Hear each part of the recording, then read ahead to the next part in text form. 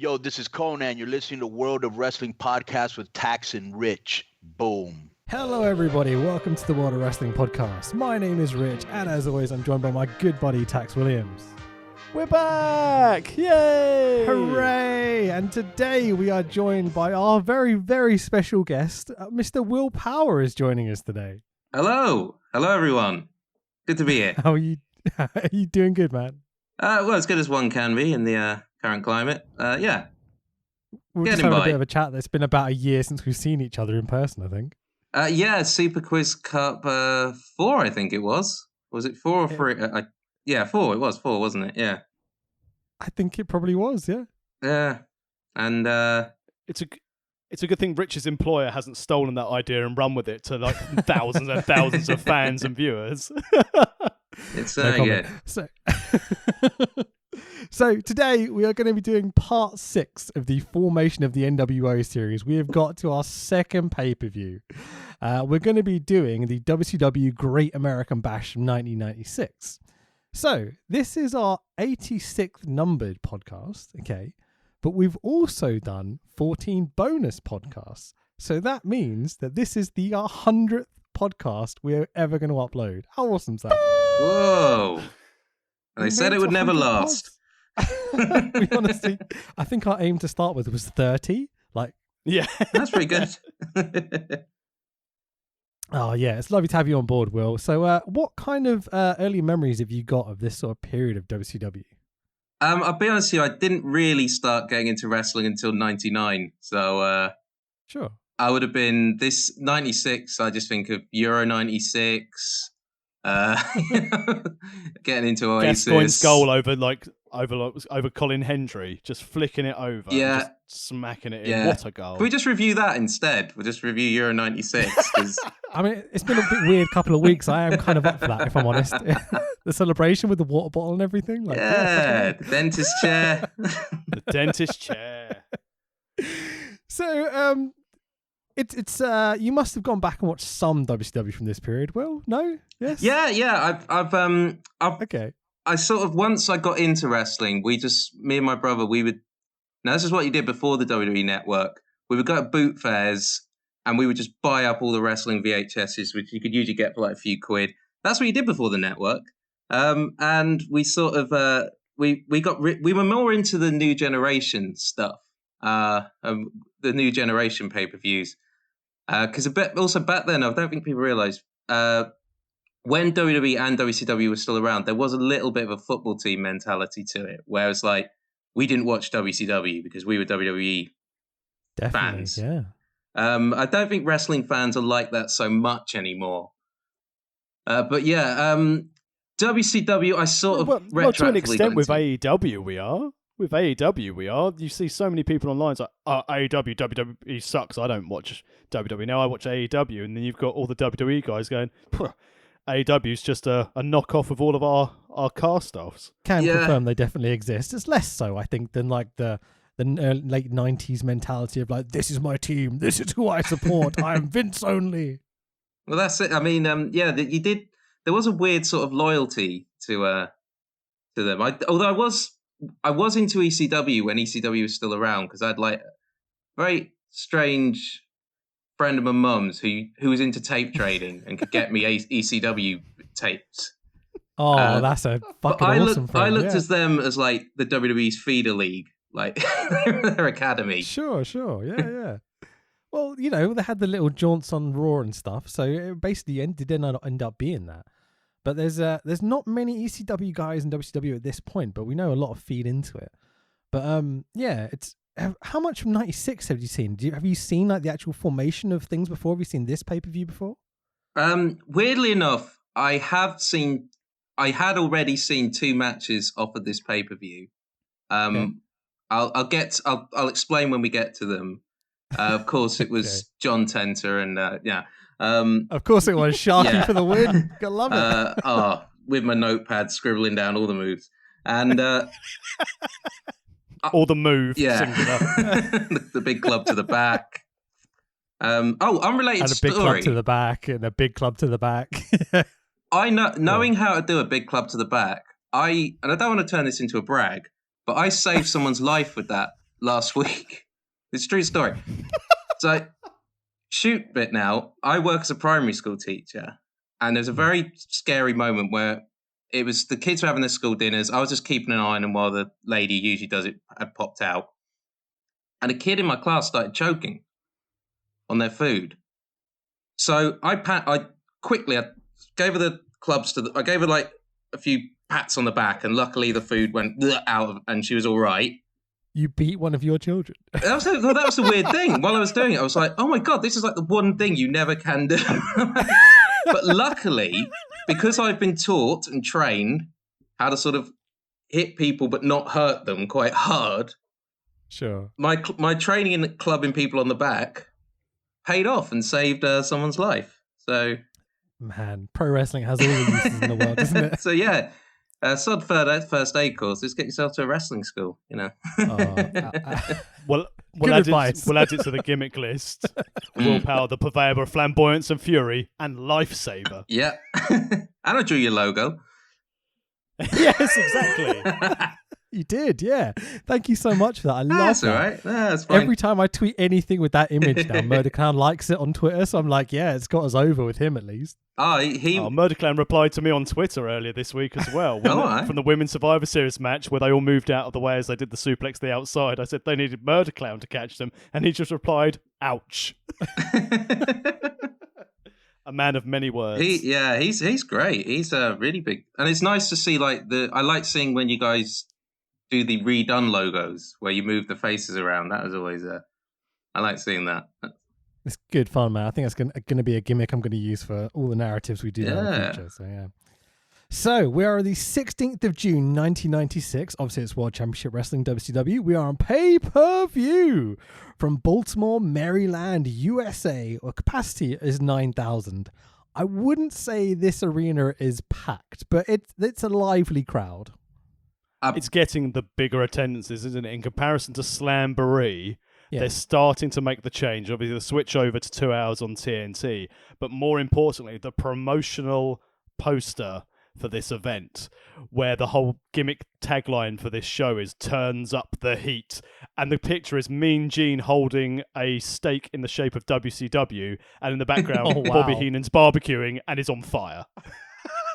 I missed this. Yeah, he look. Yeah, I saw that on Google. He looks. It's got a real serial killer sort of vibe to it. Mean Gene has a very sort of weird, sinister look on his face while he's holding this WCW made of meat. It was, interesting poster design. During these Nitros, we've been treated to 4 different commentators every show. We've had Larry Zbyszko, Tony Schiavone, Eric Bischoff, and Bobby the Brain Heenan.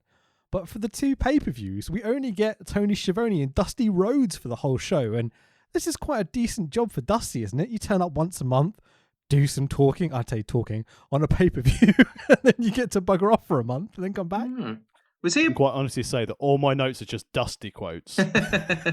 Was he the booker at this? No, he wasn't booking at this point. It was Bischoff, wasn't it? It was Bischoff taking over from, I think it was Sullivan. I see. Hence some of the booking later on in this show. I liked at the beginning his tribute to Dick Murdoch. I missed this completely. So they sort of say, "Oh, your tag partner Dick Murdoch, he sadly passed away at the weekend," and Dusty Rhodes says, "Oh yeah," and then he does a proper. Anyway, back to the. He's more concerned later when Eric Bischoff gets hurt than he is about. He's more sad about that. Like at least he leaves his position and goes to check on him. We should probably throw a caveat in here that I've had to delay recording this podcast for the past 2 weeks. So you guys have been very, very good and patient with me. But we did watch this about 3 weeks ago at this point. So apologies for that. So I might miss a few things, and my memory's not so great, especially my short-term memory, you know. That's all right. We've got Wikipedia. We'll be fine. Oh, quick quiz question. Can you guys tell me what was the UK #1 in the charts the week this show came out? Because I looked this up. What was it? June the 16th, 1996. That's in it. America or the UK, do you say? In the UK. The UK in 1996. I'm going to have a punt of Barbie Girl by Aqua. I think that's a bit too early, but I might be wrong there. I'm going to go with a Take That song. It is Killing Me Softly by the Fugees. Oh, that's actually a good one. Yeah, it's not a bad one. Mysterious Girl by Peter Andre was number 2. Three Lions was number 4. So, yeah. Oh, to be fair, yeah, we should have known Three Lions would be up there, Euros and everything. Anyway, so we've got the light blue ring apron with the black ropes and the yellow, red turnbuckles with a big WCW yellow logo in the middle that looks like almost like an eyesight on a gun or something. It's a bit clashy, this ring, don't you think? That's all right. I'm just so happy to see a crowd, that isn't a load of video monitors. That I can see people's. I like seeing the crowd's like legs and arms. I realised how much I'd missed that. I don't know about you. I haven't actually watched a lot of like the modern product in lockdown because I just can't be getting with wrestling without crowds. I watched Survivor Series. I stayed up to watch that live because I started thinking to myself, this might be worth a punt, and instantly regretted because, like you said, without fans, and I know like with the Taker farewell, there was no way they could have done it going, it's 30 years, but we can't do it because there's no fans. But I mean, imagine the pop for Henry Godwin had there been fans. That we were denied. Yeah. Was Henry Godwin the one who was Midian? Yes. Ah. And then he had the pigsty. No, that's the other one. That's Phineas Godwin, isn't it? One of them, I only say it because the one who was one Midian of them had the is now a chef, like a really like at like a really like fine dining restaurant. He's one of those like really top fancy chefs now, Midian, which I think, yeah, fair play. Because Midian was Dennis Knight, wasn't it? Yeah. Yeah. So who's the one that turned up on the show? Both of them. Were they both there? Yeah, both the Godwins. Okay. I streamed this live. I really wasn't paying attention. Anyways, let's move on. So we open with the 4 2-camera promos. My team's ready. Flair and Anderson, the coach is ready. I hope those 2 pigskin buffoons are ready. And Savage, if you think you're going to get your hands on me, you're badly mistaken. You're not going to tear me apart. I'm not worried. I'm not scared. I'm not worried. Oh, yeah. Macho Man. Coach Macho Man is here. We got power. We got strength. 4 horsemen. Watch out for these guys. Ooh, yeah. Let's fight. Savage, Kevin Green, it's the Great American Bash, baby! And we're taking no prisoners! Woo! Giant, you've chokeslammed me through tables, you've chokeslammed me in the ring, but you know what? I'm still standing here because I'm the total package. And you're gonna find out why. I've already got 2 titles, and I'm coming after yours. Lex Luger, don't bother looking up the definition of the Giant in the dictionary, because you're gonna feel it firsthand with the choke slam. Heenan is an absolute treat here, but he always is. We get a beautiful, sparkly transition to Macho, Mongo, and Kevin Green putting their shit over. Flair's going to take no prisoners tonight, accompanied by Arn, Liz, and Woman. Lex tries to say chokeslammed a few times and boasts about his ugly fucking TV belt. And then we get Giant, along with known racist Jimmy Hart, saying to Lex, don't bother looking up the definition of giant in the dictionary. I'm like, I'm not sure Lex owns a dictionary, let alone knows how to use it. But then we get this draw-on effect Great American Bash logo, and it looks like someone has learned how to use paint for the first time. It's it's not the greatest intro. Like, I like the silly to camera promos, but it feels like they're rushing through and they're just trying to get all their gimmicks out there as soon as possible. Like, how did you guys find this opening sequence? Well, you say boring, very dull. Well, hang on. You say he doesn't have a dictionary, but I think you'll find he has a fine lexicon. Thank you. Oh, look at that. There we go. He bloody doesn't. I'm just going to log off now. We cut into the arena and some rather minimal spooty pyro compared to Nitro, at least. Like, I was disappointed. This is WCW. Surely we're meant to have, all Ted Turner's money spent on like the pyro for the beginning of the show, right? But again, I'm not wowed. Contracts. I'm not wowed by pyro. I'm wowed by, oh my God, people. And they're stood close to each other. That's what it was impressing me at the start of this. I saw something on Twitter earlier today where Wrestle Travel was like, what do you think should be the main event of WrestleMania 37? And some bloke from Australia said, I don't care. Why don't you just have it here where you can have a paying fan base and a sold-out arena? I was just saying that basically that at Wrestle... There you go. You're back. Go ahead. Technical problems with COVID. Yay. I was saying that basically Wrestle Traveler tweets out, what do you want to see as the main event of WrestleMania 37? Right. And some bloke from Australia replied saying, I don't care, but why don't you just hold it here with a fully paying crowd who can actually stand next to each other? Too true. Can you do that in Australia? They've had a £52,000 rugby game with everyone next to each other drinking beers because, unsurprisingly, over in Australia and New Zealand, they did this. Sorry, we just can't do anything. So we'll get rid of it and we'll just get on in 7 months' time. And yeah, they had a 52,000 capacity stadium full of people for a rugby match. Damn, didn't know they'd done that. That's pretty awesome. So, and also it means WrestleMania would be an appropriate hour. For us it'd be terrible. It'd be like 8 a.m. or something. Yeah, it's already terrible. For you, that would be terrible. What are you talking about? I'm not watching it at 8 a.m. This is late night beers in sort of thing. It's WrestleMania, dude. I'm not watching it in the morning. You fucking weirdo. I don't know. My child would be at school.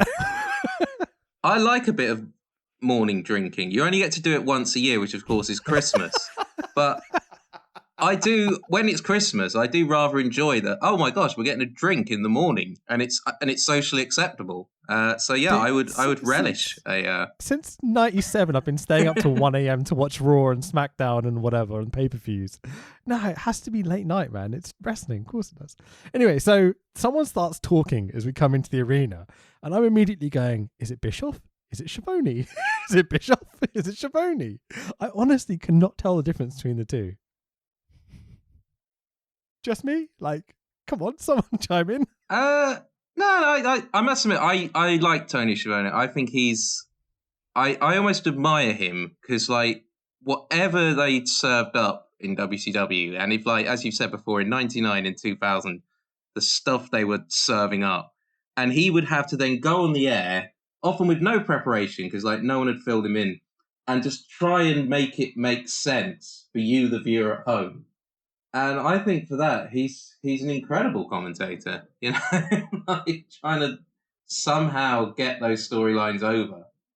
So I've got a lot of time for Schiavone. I think I can't say his name properly, but I've got a lot of time for him. I think he's a really good commentator.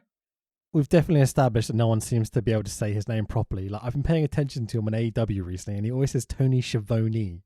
So that's how I've been saying it now, but I'm not even convinced that's correct, if I'm honest. No, I think I'm always a Shivani. That's for me, Tony Schiavone. It sounds too British. Anyway, so Tony Schiavone welcomes us to the show. This is where the big boys play, and this is where the summertime kicks off. Welcome everyone, live to Baltimore, the Arena, the Baltimore Arena. He stumbles over his words a little bit. And to the Great American Bash. With the Superstars World Championship Wrestling, we take you right now to the pre-sensation of colors. He says the wrong words. The playing of our national anthem. And so I skipped this, I'm honest. No, you can't skip these bits. They're the best. So I figured out why WWF intros at this time are better than WCW's, right? WWF intros put the story over. WCW just kind of welcome you to the show and expect you to know what's happening. Yeah, that's right. So classic WCW from the time, though, because they didn't understand storytelling to an extent. They relied purely on Flair and Sting to be their story for 10 years prior to this. Sure. And now they're starting to become more in tune with what the teenage, like the 18 to 35 demographic wants on TNT. So they know that they're only playing to their fan base. They don't have that mass appeal that someone's going to go, oh yeah, I definitely want to watch Lex Luger when his mullet. We definitely want to have a lovely time. So there's no point in trying to build up the storylines because people would have bought it based on the story. And are you telling me the video package at the beginning with, you know, Mongo and Kevin Green doesn't get buy rates? They've got NFL stars. That's what they're selling this pay-per-view on. They're making it kind of clear if you've watched the shows leading into it, like we're still doing these stories, at least we're going to pay them off tonight. But if this is Vince doing the intro, he's going, "Tonight, Stone Cold Steve Austin and Bret Hart will go to war for the devastation of," and he'll say lots of 3-4 syllable words not only and that, get that over, you know. There weren't any video packages for any of the matches, or even like the main event. There were. I don't. Yeah. Maybe I'm remembering it wrong, but I didn't see any video packages or any. Oh, last week on Nitro there was for any of the matches really. So No, yeah, I don't think there's a single one all night. No, which is odd because I know WWF were doing them at the time and had been doing them since the 80s. So it's just, yeah. It seems odd that like Bischoff is heralded as this guy that came along and created all these new stories and these new kind of, you know, people fighting backstage. No one's ever done that before, which they definitely had. But it's just kind of odd that these quite simplistic things of getting his stories over, they're not really doing. I don't know why. It's not happening almost, because you say there's definitely other places doing it already, but even the NWA and stuff were doing bits of that at least. But yeah, they're using Mean Gene. That's maybe that is where the they solution. absolutely rinse him dry. That is phone line. He is the video. So Sergeant Craig Pittman in full soldier gear walks out of the American flag over his belly button, you know, as they hold it. It looks really lovely. They play the American national anthem, blah, blah, blah, blah, blah. At least there's no... I hope they've ribbed him and put a really heavy pole on the flag. So Pittman's standing going, can't drop it. So Tony Schiavone and Dusty Rhodes welcome us to the show. Immediately puts over the NFL Lovely Lads versus 2 of the 4 Horsemen. Dusty's first quote of the day. It's a bunch of crazed dogs, brother. Oh, Dusty. We'll have more conversations about Dusty as we go along, but let's just get into it. And his classic red jacket that he hadn't taken off for 7 years. I swear he's wearing the Michael Jackson red jacket, but like extra large, you know? They run down the card and tell us to do the Dick Murdoch tribute thing that you talked about earlier. And we come straight into our opening match. Special stipulation, there must be a winner. And I'm like, they did not watch WCW in 2000. So, the opening match is the Steiner brothers of Rick and Scott versus... Hang on a minute. Do you know this gimmick, Will? Sorry, whose gimmick? So, one of them's called Fire, right? Yeah, Because, yeah. you know, he wears fiery onesie thing. Well, actually, he's called And the other- Norton. And no, the other one's called Ice. Yeah. And so they're Fire and Ice. But Do you hang on a get minute. Those are opposites. That is crazy. it? Yeah, but do you get it, though? It'll never work. But do you get it? Oh, Because well, one's Fire and one's Ice. And so I- they're called Fire and Ice. you'll have to draw me a diagram. Sorry. And the best thing about this whole thing, to add on to this gimmick, but one of them's fire and one of them's ice. And then Dusty's like, this is pure power of fire and ice against electricity, if you will, of the Steiner brothers. Fire versus ice versus electricity. This is disaster. That's Mortal great. Kombat, isn't it? Basically. It's so much fun. I love this opening. It's so Yeah. good. So all 4 of these lads have really heavily featured on the last few Nitros we've done, but there's been no fucking build up to this match, like at all, as far as I'm aware. There's only one mention on a previous Nitro when you've got fire, you know, one of them's called fire and one of them's called ice. Yeah. So hang on. All this, there must be a winner. I just, from my standpoint, I thought, oh, they must have had a few matches on TV that like ended in count out or DQ or the illegal man getting pinned and then the reverse. Like that would make sense to me. And then you have there must be a winner match. But That would it's be like just, logical storytelling, you know? yeah, this is just a tagline that they've just thrown on the match. Yep. Wow. Okay. I'm like, it blows my mind because all these guys have featured lots. Like Scott Yeah. Norton's had like World Championship title matches. Scotty's been headlining against Sting in the main event. They've not been in tag matches very much either.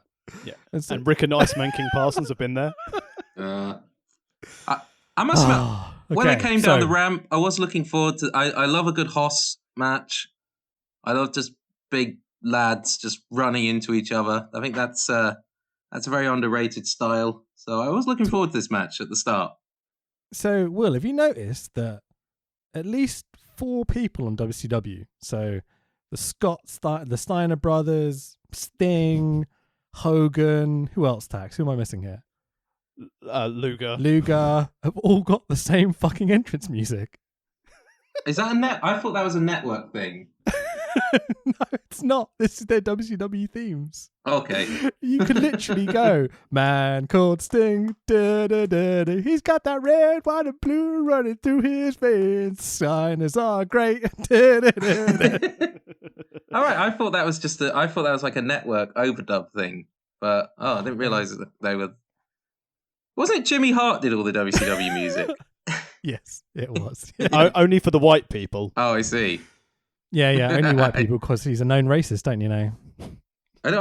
Well, to be honest with you, who from 80s wrestling isn't? Let's be honest. I mean, you're only a racist if you get caught, per Hulk Hogan. Yeah.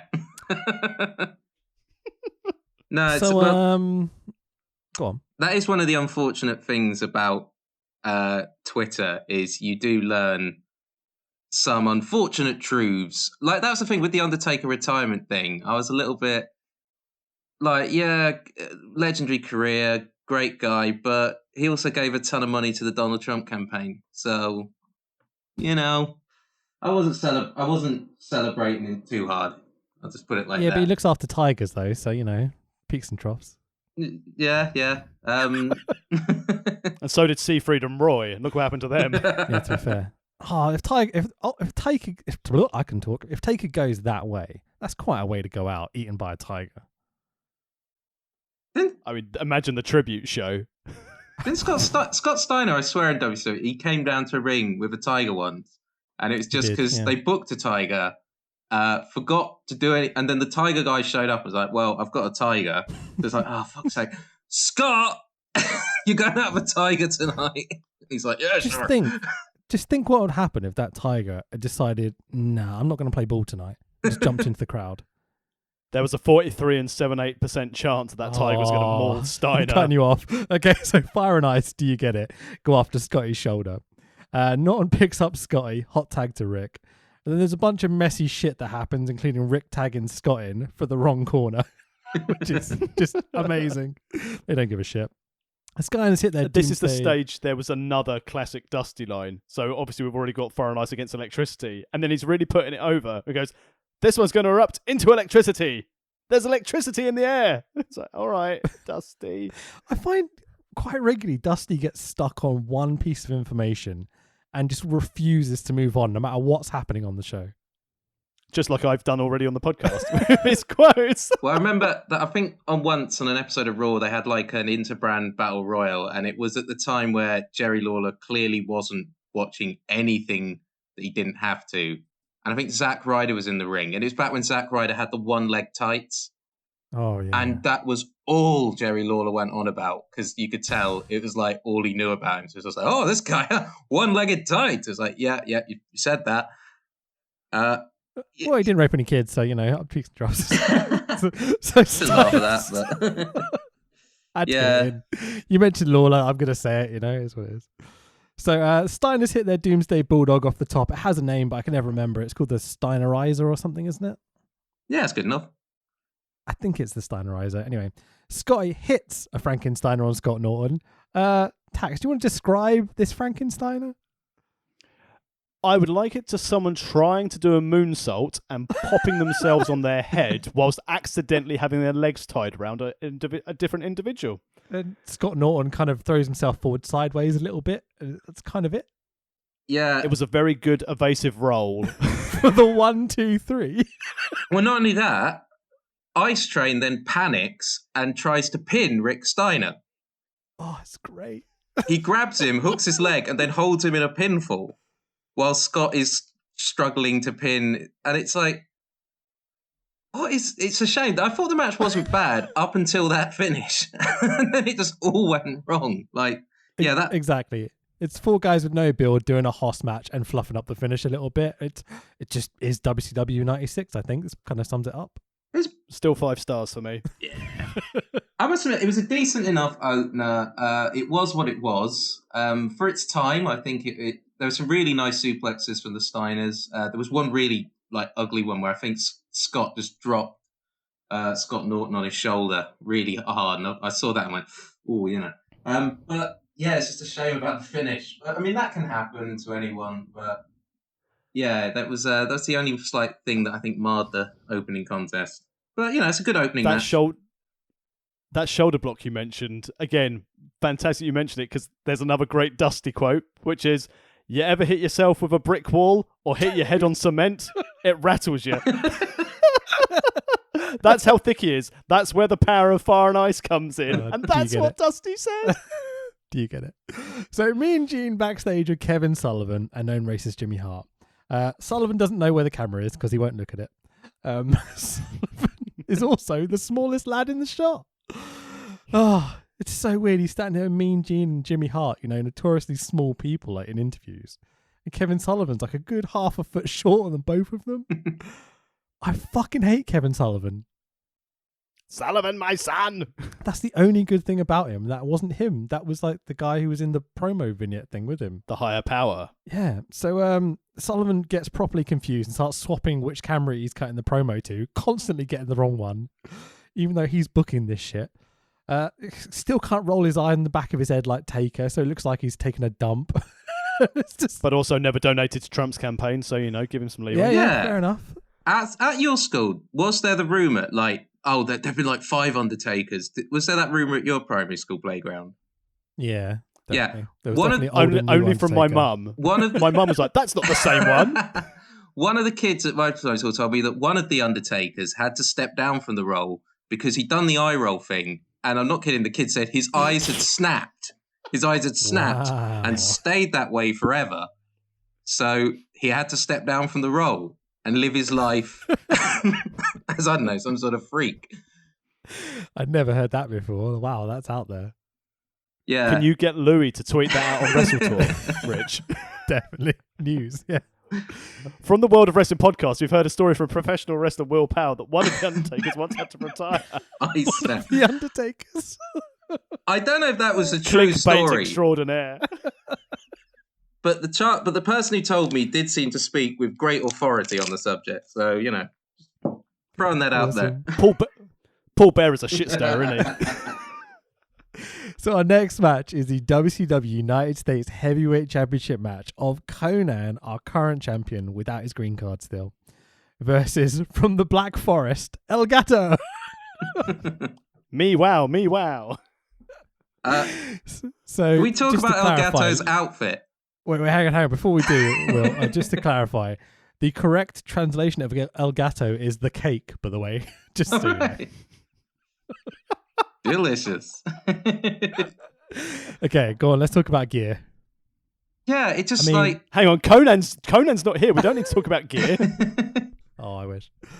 Well, Conan looked amazing, but this guy, he's got on sort of these black tracksuit bottoms, boxing boots, and a mask which, it looks like one you buy from the merch table. He looked terrible. Doesn't look anything Was he like wearing a cake. Lonsdales? Nah. So, also, Mr. Cake here is coming out to Kamala's Jungle theme from WWF. bit mixed messages, with the gimmick. That was one of the earlier in the year when Kamala died. A lot of people, because Kamala started trending, and a lot of people who aren't in the wrestling circle thought it was Kamala Harris, the soon-to-be vice president. And it was just this morning of people who had never really followed wrestling discovering the Kamala character and being like, this is incredibly racist. And all these wrestling fans would be like, oh, yeah, I know, but it was a beloved character of its time. And sometimes I think you do have to step outside the wrestling bubble and realize, yeah, it's not okay to have a cannibal character in the 1980s. Are we going to talk about that Jimmy Hart promo? The Sting promo as well. I mean, gosh, that was really, can't say that anymore.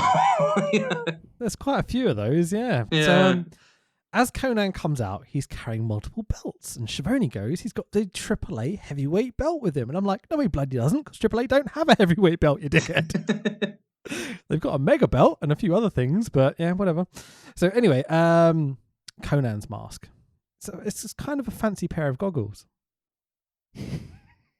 He just came from swimming.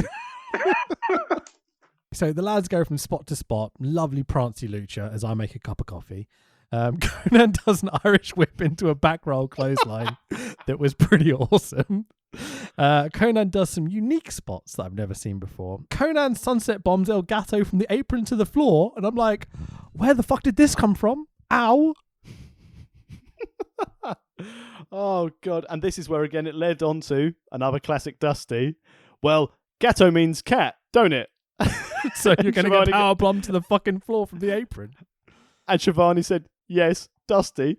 And that was quick as a cat. Fucking hell, man. The crowd are dead throughout this match, apart from this moment where they fucking go mental because they just saw a man got power bombed from like 5 foot in the fucking air. Like, Jesus Christ, man. And then, you know, they get back in the ring, Alabama slam for the 1, 2, 3, and you're like, hang on, I'm not sure that was necessary. Psychology-wise, 1 minute they'd be chain rest, 1 minute they'd be sort of chain, then they'd be then they go back to chain. It was a bit. Oh yeah, it's fucking nonsense. Yeah. Out of nowhere, they did that huge sunset flip to the concrete, which was like, whoa! But I don't think they needed to do that, quite frankly. Although you're right, it was the only thing that got a reaction. And overall, this was again, it was a bit of a. This was like a WWF jacked or metal match that was on a pay-per-view. Yeah.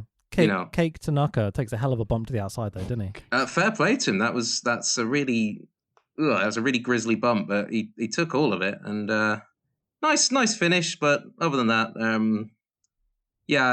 I not really a match that's going to stay in the memory, if you know what I mean. They love a backstage promo in Mean Gene. They do fucking a billion of them every single fucking show. The Stinger is back here wearing pink and black.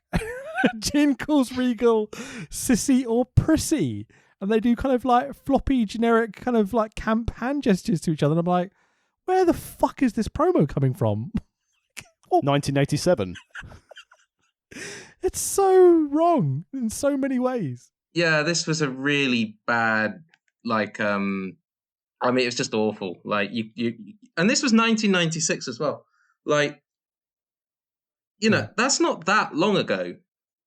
If you think about it, like that's not like a million. That's not that like long ago, really. It's just a shame I think in 1996 we knew better to do this. You know, they're not like even Lodi or like camp promos, like camp characters. Or whatever. It's fucking William Regal we're talking about, Steve Regal. Yeah, and it's that thing of all those people over in England, they must be, and it's like, well, not really, you know. Yeah.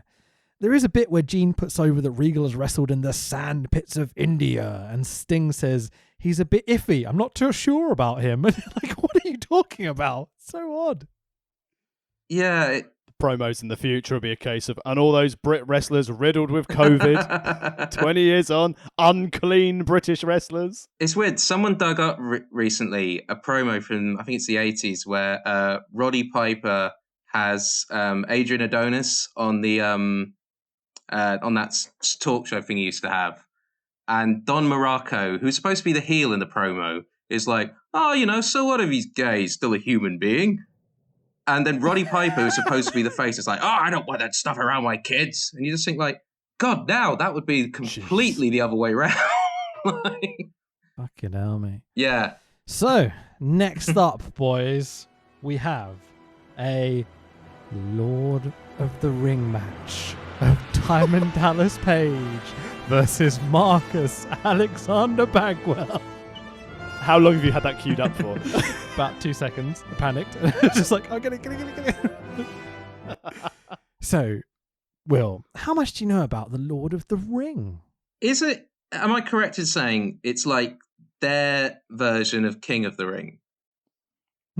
Tax, would you like to explain how we've got to this point? Because I have no fucking clue. I'm going to be honest. It started at Slamboree, where there was essentially an odd bedfellows tag team tournament, where the winners of the tournament's brackets ended up in a battle royale, where the winner would get a world title match and a fancy bit of jewellery called the Lord of the Ring, and be crowned Lord of the Ring with this fancy ring. They don't mention the ring until like a week after, I seem to remember, right? The ring was mentioned there, okay. but they didn't have any importance of it as a title. And then the following week, what they did is DDP had been eliminated. The last person eliminated was the Barbarian, but DDP had cheated. So what they did was they turned around and they said, DDP, you're stripped to the title match, and as it was down to you and the Barbarian, Lex Luger's going to have the title match. Truth. Okay, I got none of that really. Exactly. That's Lex Luger got a title match because he wasn't involved in the tournament. But DDP was given the ring and is called the Lord of the Ring, Yeah. and he's been defending it on Nitro against people like Jim Powers. So DDP won the tournament but doesn't get the title match because Lex got it. Well, he had the last laugh because he gets to wrestle Marcus Bagwell. Not even Buff Bagwell, Marcus Bagwell. Oh, American male. When you see them coming, better run for cover. Girls, you don't need a weekend lover.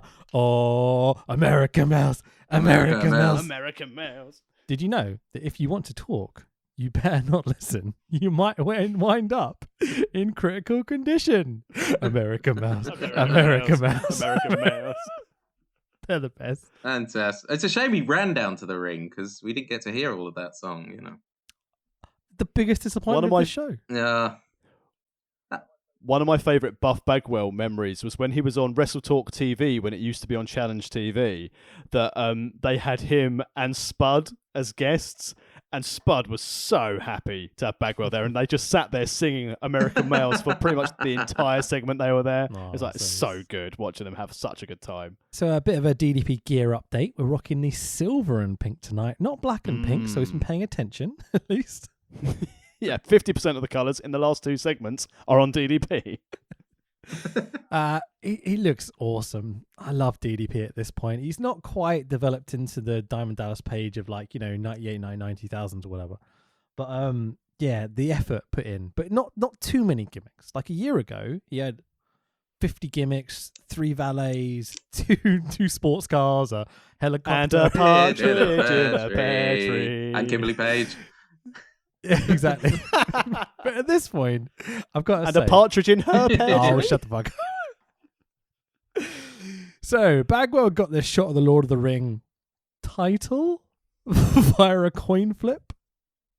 Not only that, if he wins, well, that ring's probably not going to fit his. Well, I don't know his size, but yeah, that's. It might not fit. Like you just got this useless That's what she chunk said. of jewelry. So, this is the second Oh, time. and Go on. as a knock-on, Yep. this is also the ring that's now owned by MJF. Yeah, it's just lineage, right? That's how this works. Yeah. Yeah. So, And because at least that one got over rather than Sean Spears' glove. yeah, that was Sean Spears has tried lots of gimmicks. He's the new DDP. Well, there we go. So, second time someone climbs rope and gets crotched this evening. I've got to ask you a little question here, Mr. Willpower. Yeah, sure. So, the abdominal stretch. Yeah. Is this something you have in your repertoire? Yeah, I've used it. Yeah, it's a useful sort of. There's quite a good spot you can do where you put the guy in the abdominal stretch. If you're a heel, you grab the rope, referee check, you let go of the rope when the referee comes around. You do it twice, and then on the third time, you just lose all control. You shut your eyes. You're like grabbing the rope up and down like you're the Ultimate Warrior. Referee sees, you pull a panic face. They kick away your hand, hip toss. That always gets a good reaction.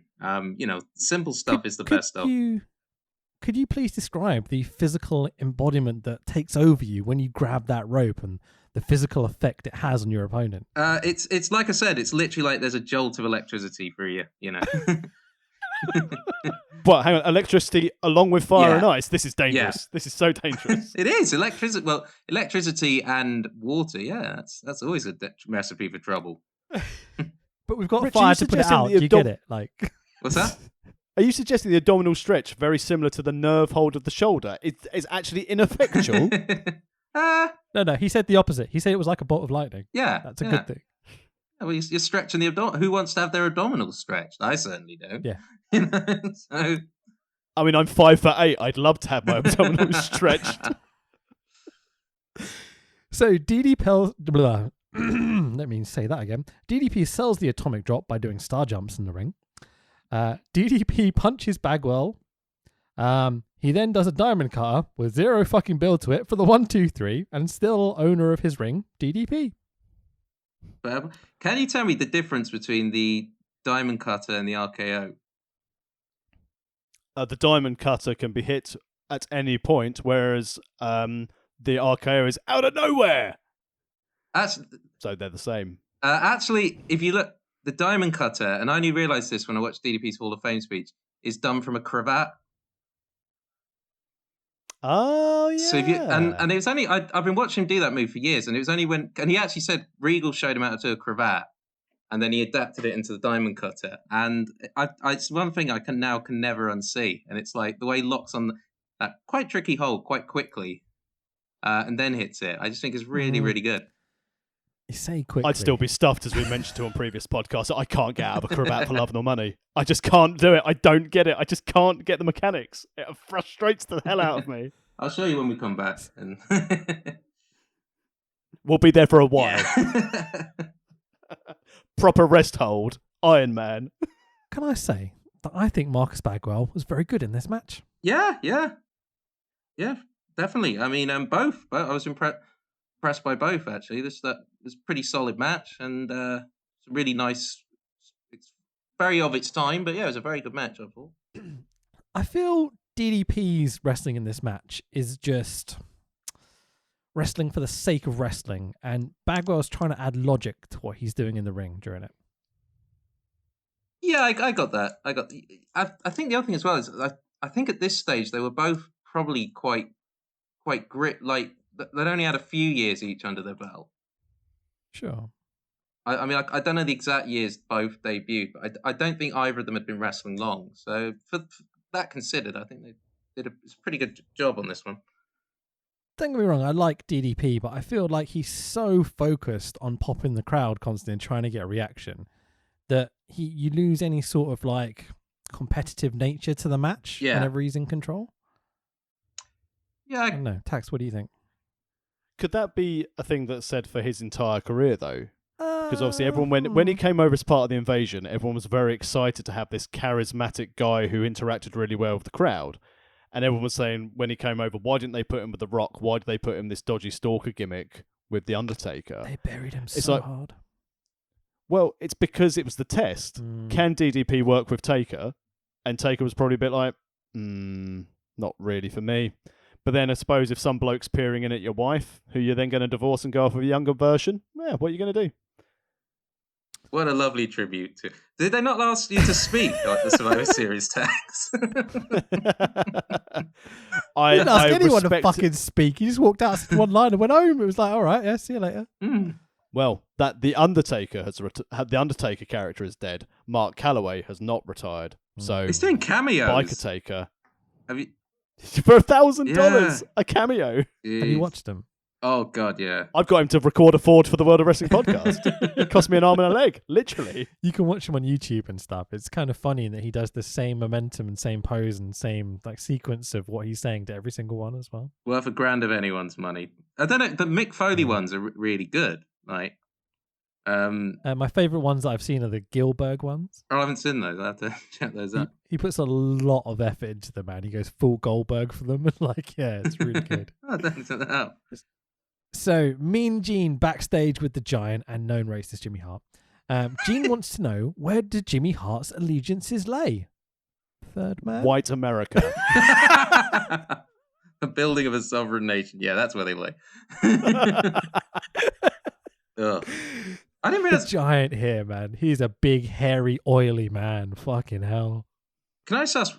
I must admit, I don't know the story with the Jimmy Hart thing. Is it like, is he actually done something or said something? So Jimmy Hart has cut 2 promos from my immediate memory that are very, very racist. I see. One where he literally starts the promo by going, what did he say? I hate Orientals. That's literally the opening line to the promo. Dear. No. Then he goes on to talk about Pearl Harbor for ages and how much his daddy fought them fucking blah, blah, blah, blah, blah, you know? And then there's obviously the promo with Kamala where he talks about watermelons a lot. And it's like, don't know about this. Oh, God. Yeah, okay. He's also a friend of Hulk Hogan, so racist by association. I'll add him to the list. There you go. I mean, it's quicker to not have a list. Just have someone who isn't on the list, and then your list will be smaller. Yeah, true. Pete Dunne. There we go. That's British wrestling. So Giant is putting over in this promo that Lex is not going to be able to get him up in the torture rack. Giant says Lex has a brain. I like jokes. Not a very big one, though, so there we go. Mike Tenay joins the lads on commentary, which means here we fucking go. Finally. These guys have not been on TV, like, barely at all for the last 5 shows we've done.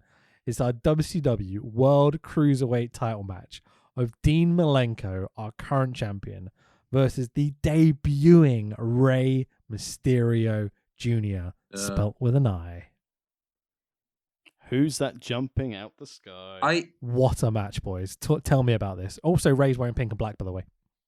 He's 20. What is he like? He's not. He's 21, I think, or 19 years old. It's crazy how like good he is and how polished he is and how accomplished he is at like such a young age.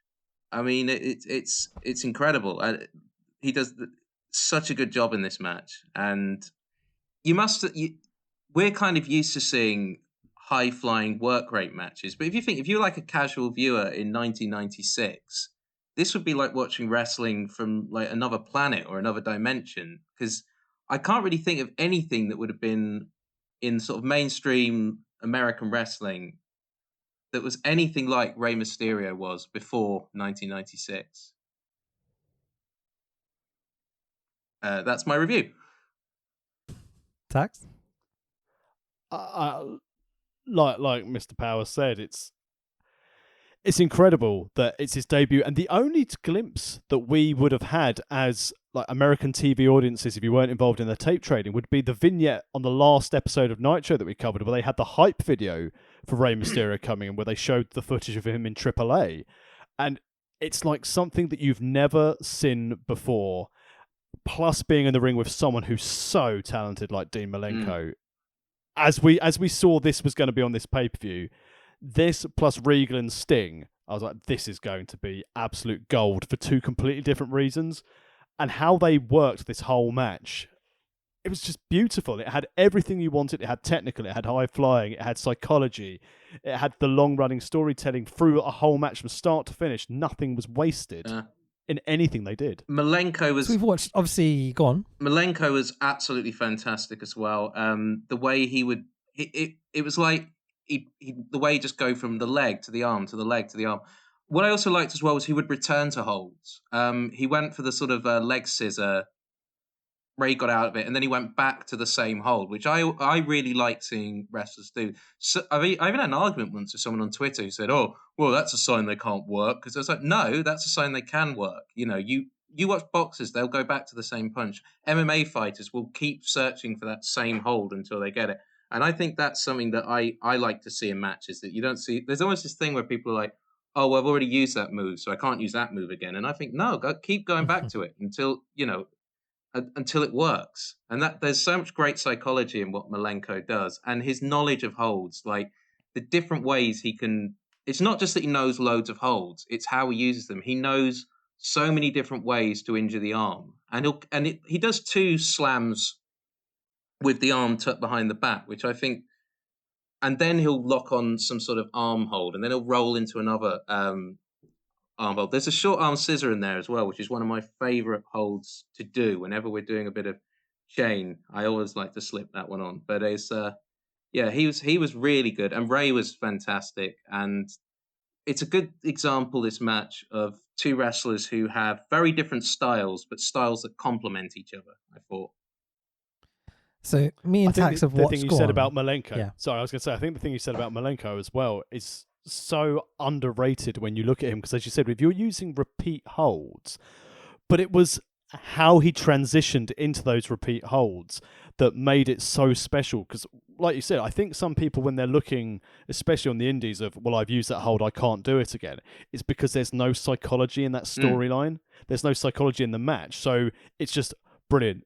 It just looks like he only knows 2 rest holds. But as you said, how Malenko can maneuver and transition from from holds to hold to then get back into that original starting point. It's a thing of beauty. It's a thing of magic. Yeah, and I must say, when Ray did the big high fly moves, they meant more because you'd had Malenko bring the crowd down with some chains, some holds, some wrestling, so that they were ready when Ray hit a big high fly move. And again, I think that's something that sometimes gets a little bit lost when it's just move, move, move, move.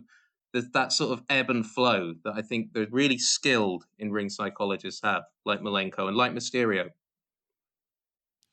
So we've watched a lot of WCW over the last month or so, and we've kind of seen some cruiserweight matches start to kind of come through. Like we saw an Eddie Flair match that was just incredible. We've seen bits of Malenko, like barely at all. But then they've had like other guys they've been trying to debut from the power plant and stuff like that, which frankly have been a bit shit. And so waiting for these guys to come along, because you know they're going to be there, like your Huvies, your Psychosis, your Rage, your Malenkos, whoever, like the WCW cruiserweight guys, you know, to finally have one of these matches was like a breath of fresh air. And the difference between their two styles, you know, you get this fast lucha style opening where Ray is trying to outdo Dean, but Dean can keep up the whole time. And then Dean Malenko picking apart Ray's arms and legs, and Ray selling it like he's fucking dying. It's just incredible, incredibly good storytelling. And then kind of as I'm watching it, I'm starting to realize that this is probably a kind of match that's never ever happened up until this point, you know? These are two dudes inventing wrestling. Like, how do you take this style and make them kind of work together? So it's two dudes inventing a style of wrestling. It's kind of revolutionary almost, you know?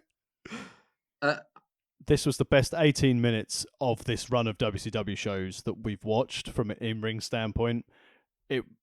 I can't fault it. There was nothing to... There was nothing to, other than the fact they didn't have much of a, well, there was no build-up, but just as a standalone exhibition of two talented wrestlers, I couldn't find fault with it. Can we talk about the last third of this match? Yeah, sure. Because it's fucking bonkers. Yeah. It's insane, man. Ray gets the advantage and hits a springboard 450 to the outside in 1996. But that's it. It's computer game stuff, isn't it? What? Well, like, not only that, you haven't seen any dives to the outside in the opening match. You haven't seen any dives to the outside in any of the other matches. So, I mean, you sort of saw that thing that Conan did earlier, but you haven't seen a guy run the length of the ring and just leap out of it. So, it means more, and it's more special. To come back into the ring, he does a springboard Dragon Rana, and I'm like, what? I remember popping in like mid 2000s when I saw Dragon Kid from Dragon Gate doing this. I didn't realize Ray was doing it in 96. It's not his performance in this match is incredible, and I mean he's still wrestling this year. Yeah, and it's mad, man. It's incredible. Like he's still. I know he started very young, which I don't agree with. The only problem, whenever you see like certain wrestling schools that, slight controversy here, but I think the age limit for when you should start wrestling is 15. That's my view. Agreed, 100%. And often when you see these sort of carny schools that are like letting very small children get in a wrestling ring and take bumps, their excuse is always, well, Ray started when he was 13. And I'm like, well, that doesn't make it right. You know, like... Yeah, have you seen Ray's knees? Like, they're not great, man. No. And his back and all sorts, you know. He's had massive amounts of surgery and problems and stuff, hasn't he? Well, so, admittedly, Ray did get an earlier start, but the fact that, you know, he's still sort of going to this day. I mean, I know he has a slightly more reduced schedule now, or he just gets his son to wrestle. He was bloody good. I love him. He is, yeah. Great. He's done the way they've handled him and brought him onto TV has been very good. One of the few highlights from the WWE this year. Sure. And also the most sensible way to do it, because without fans, they can control the reaction. That's it. Yeah, well, maybe so. So Ray goes for a third crazy Rana combination, but Malenko being Malenko power bombs Ray directly to hell. Jesus fucking Christ, does he power him down? Malenko with both feet up on the ropes. And you're like, for the 1, 2, 3. Because Dean Malenko is not meant to be a heel yet. And the crowd cheer this cheating finish. And you're like, wait a tick, boys. What's going on here? Jimmy Hart booked the crowd. That's it. That's the other thing I will say with this show. I must admit, I'm not too au fait with who is in the heel camp and who is in the face camp at this point. And there were a lot of matches where I was like, which one's which here? Who's meant to be the heel here? Who's meant to be the face? And it's genuinely disappointed me on this show because it's actually been reasonably solid up until now, I would say. Yeah. I've at this stage, I've really enjoyed it. But as I remember from how old the latter stage of WCW went, it's almost like it's still WCW by numbers in 1996. The first half of the show is cracking, similar to our podcast, and then it falls to shit for the second half. Don't know what you're talking about. And still, Dean Malenko, awesome match, man, really fun. Commentary don't seem to mind that Malenko cheated to get the pinfall at all. They don't mention it either, really. It's kind of odd, but I mean, just a cracking match. Definitely match of the night for me. And the fact that now this has set the benchmark. So as you said, you've got Psychosis coming in, you've got Hoovy, you've got Ultimo Dragon to come in as well. When Dragon was good, Liger comes in for part of it. Blitzkrieg. Oh, lovely. So WCW are accused of not following up these stories and these cruiserweight divisions and stuff. So we'll see over the next few weeks whether we actually get follow-up with Malenko and Mysterio specifically. But there is also something to mention here. So on the very first show we did, we got an Eddie Guerrero and Ric Flair match that was fucking awesome, as you might expect. But on this, I don't know if you caught this, guys, but during the commentary tonight, Tenay mentions that Eddie Guerrero has just won the Super J Cup and is hopefully on his way back to WCW. So I'm expecting... Because this is what you mentioned. Yeah.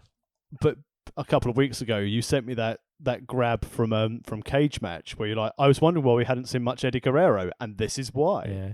And you sent me the whole list of where he was at this time. It's a case of, Japan. I didn't realise he won the Super J Cup. Was he Eddie Guerrero or Black Tiger when he won? He was Black Tiger in I Japan. see, yeah. I don't know if he was for that specific tournament, but I suspect he would have been, yeah. So, Mean Gene backstage with dum Lex Luger and his two ugly as fuck belts. He's saying English words, but not in the right order. He has he had the fortune to be great sport and to have pied in. Mean Gene is literally corpsing at Luger's shitty talking. It's fucking brilliant, man. Mean Gene's hilarious. On the subject of people suddenly becoming hilarious, Matt Riddle's finally done something that I laughed at. Which bit? You impressed? When he was going face to face with MVP on Raw, and MVP went, "I'm not your bro," and Matt Riddle goes, "Oh," and I was like, that's the highlight of Matt Riddle's career. See you in federal court. Yeah. Lads. Finally, the payoff to the best story of the past month of WCW. Still carrying around Sharky's hair a month later after he chopped it off, representing the Dungeon of Doom. And I'm like, since when? Since when was he representing the Dungeon of Doom? Forever. It's Big Bubba with no racist Jimmy Hart, still in non-uniform, for fuck's sake. Put on your policeman. He's basically he's dressed as fucking aces and eights. He very much is. Versus, he's not a man. I got it wrong. He's not a shark. He's a man. It's John Tenta. He doesn't hail from Tsunami anymore. This is heartbreaking. It's devastating, isn't it? So, no music for Sharky whatsoever. Just a video of him having his head shaved in the background, you know. Because he's just a man. Yeah, he's not a shark. He can't have music. And he's not a real man either, like Regal. He's just a man. Boys, Tenta has been wandering around for a month now with half a skullet. Love it. That's kind of in now, though, isn't it? The half skullet. That's that's kind of fun. Is that because you've noticed that I haven't been able to go to the barbers because of lockdown? You've got to say, Tenta's commitment to this storyline, even though no one else gives a flying fuck about it, is kind of incredible. Yeah, it's one of those weird wrestling logic things where it's like, in real life, any normal person would have just shaved the other side of their head, but it's like, no, I will commit to this until I as a kid, I don't know if either of you ever did, but did you ever go to the All-Star shows when Earthquake was appearing on them? I never saw Earthquake, but I've been to a few All-Star shows, yeah. Yeah. Yeah, only to Tonka for me. Oh, yeah. And us, yeah. No, I saw him at a few, and I used to, as a kid, I had a signed Big Show poster by Earthquake. That was laminated, yeah, a laminated signed A3 poster of the Big Show with Earthquake written on the Big Show's arm. Ah, bonkers. I bet it was like some... It reminded me of The Simpsons. lackey Yeah, outside. that photo of Roger Moore signed by Sean Connery. Oh, that's awesome, man. Yeah.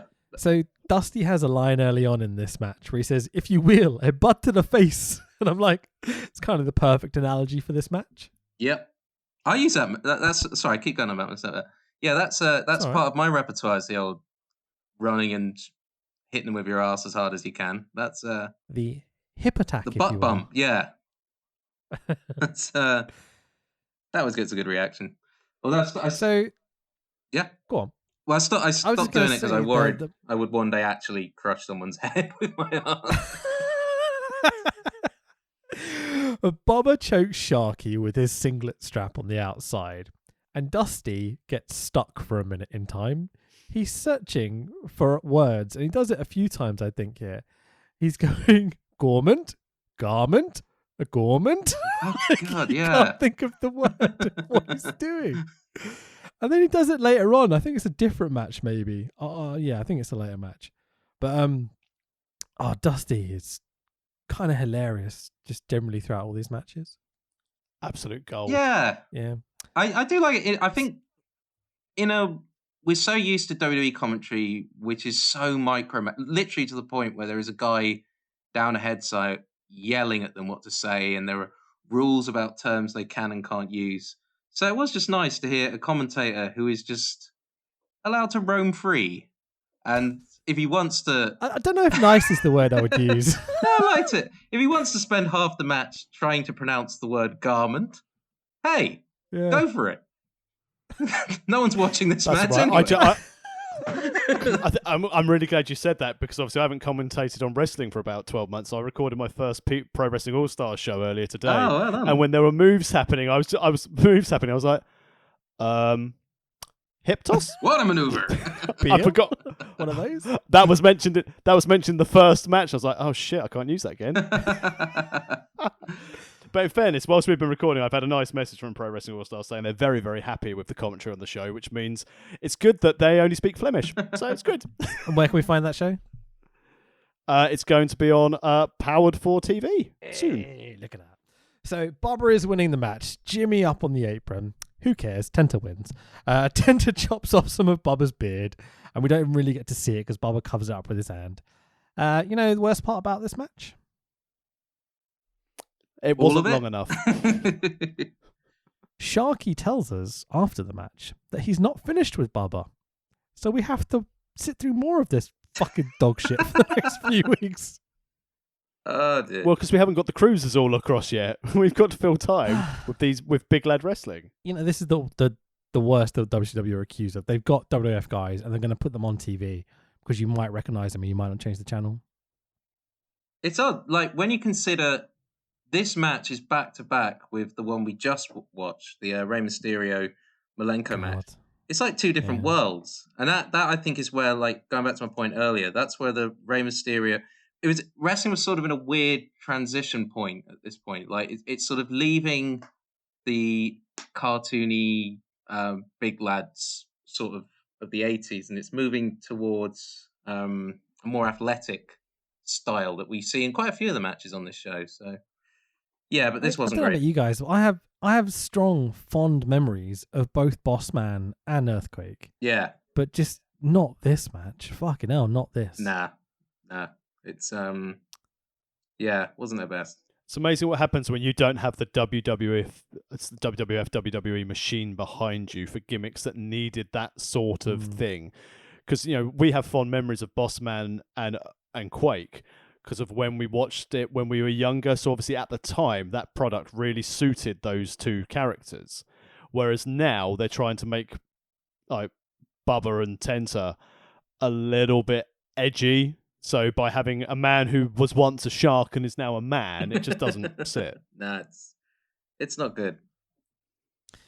Mean Gene. Why didn't anyone book Tenta in Sharknado? Would have been great. Mean Gene backstage with our lovely gay porn stars and their wives. Yeah, sure. So Mongo doesn't. Do you know the gimmick that we've got going here, Will?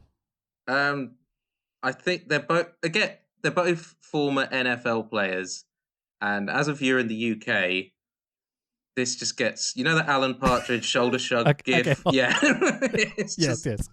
So they've also done some vignettes where basically they've been like softcore gay porn. It's been delightful. Let's just put it that way.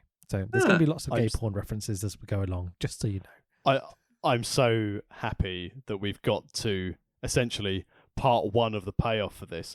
But Rich, I need to check something. Have you written down the interaction between Gene and Mongo? I've written some of it down. Brilliant. Do you want to do a bit of role play? If we've written it down, no. If line you've got for the whole line? thing written down, chuck it in the Discord and I'll do it with you. Oh, okay. Hang on. Let me Just see. copy if I and can paste it. Utilize. Yeah, I'm going to, but obviously I'm working on my silly little let's see, setup. So let's see if I can get the Discord open. Don't care about no game plan, baby. Pretty much. Hang on. It's control of it. Here we go. In it comes. Okay. So do you want to be Gene or do you I'm want to Mongo, please. I want to be Mongo. Okay. Steve McMichael, the game plan. Very quickly, we know about game plans. I don't care about no game plan, Gene. And then Kevin Green joins and going, all I know is, baby, it's like goal line, baby. Short yardage, baby. Watch out. We're coming hard. And then Match chimes in at the end. The smell of winning is in the air, and a little perfume too. I'm not sure what you're smelling is winning. Pretty sure that is cum.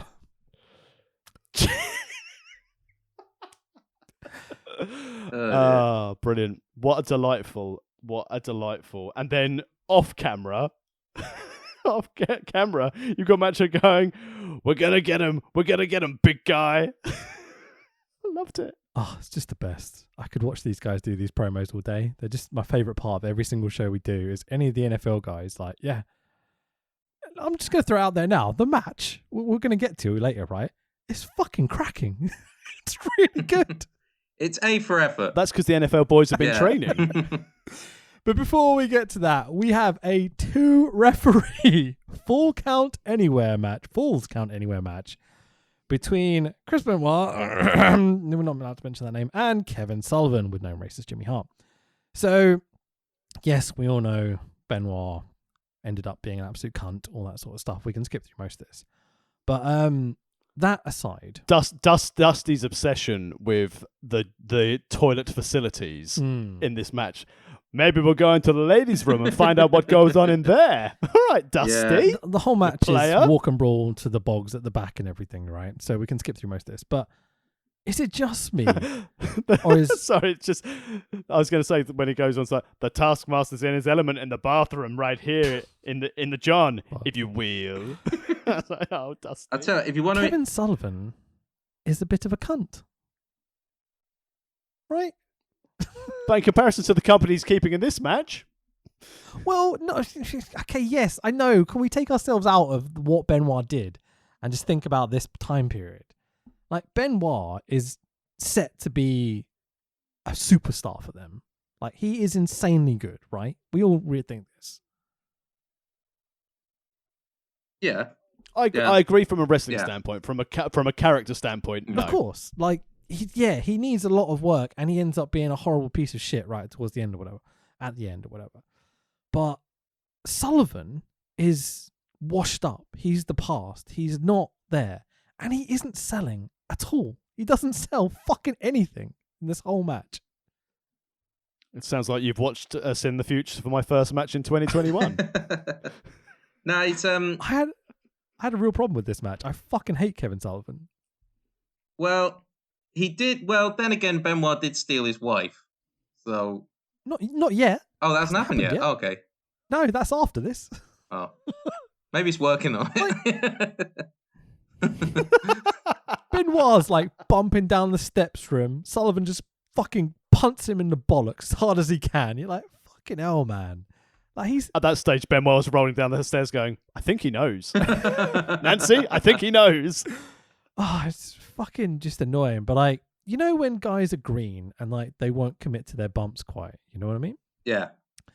And then there's like old vets that refuse to sell for the young guys. Yeah, I know about that. Like that's both a Kevin Sullivan in this match. He's the worst. He won't bump. He won't sell. He doesn't do fucking anything. This is like when Hogan put Kidman over. I'll say this. Almost everyone I've worked with who's come out of Southeast Pro has been an absolute pro, and we all sell for each other. We all react to each other's moves. But there was one time I had to work with somebody from outside, and yeah. I was as soon as I saw Taskmaster, I know exactly who you're talking about, and I thought, oh yeah, they also wear yellow. Yeah, I'd thought about that as well. Yeah. We all had.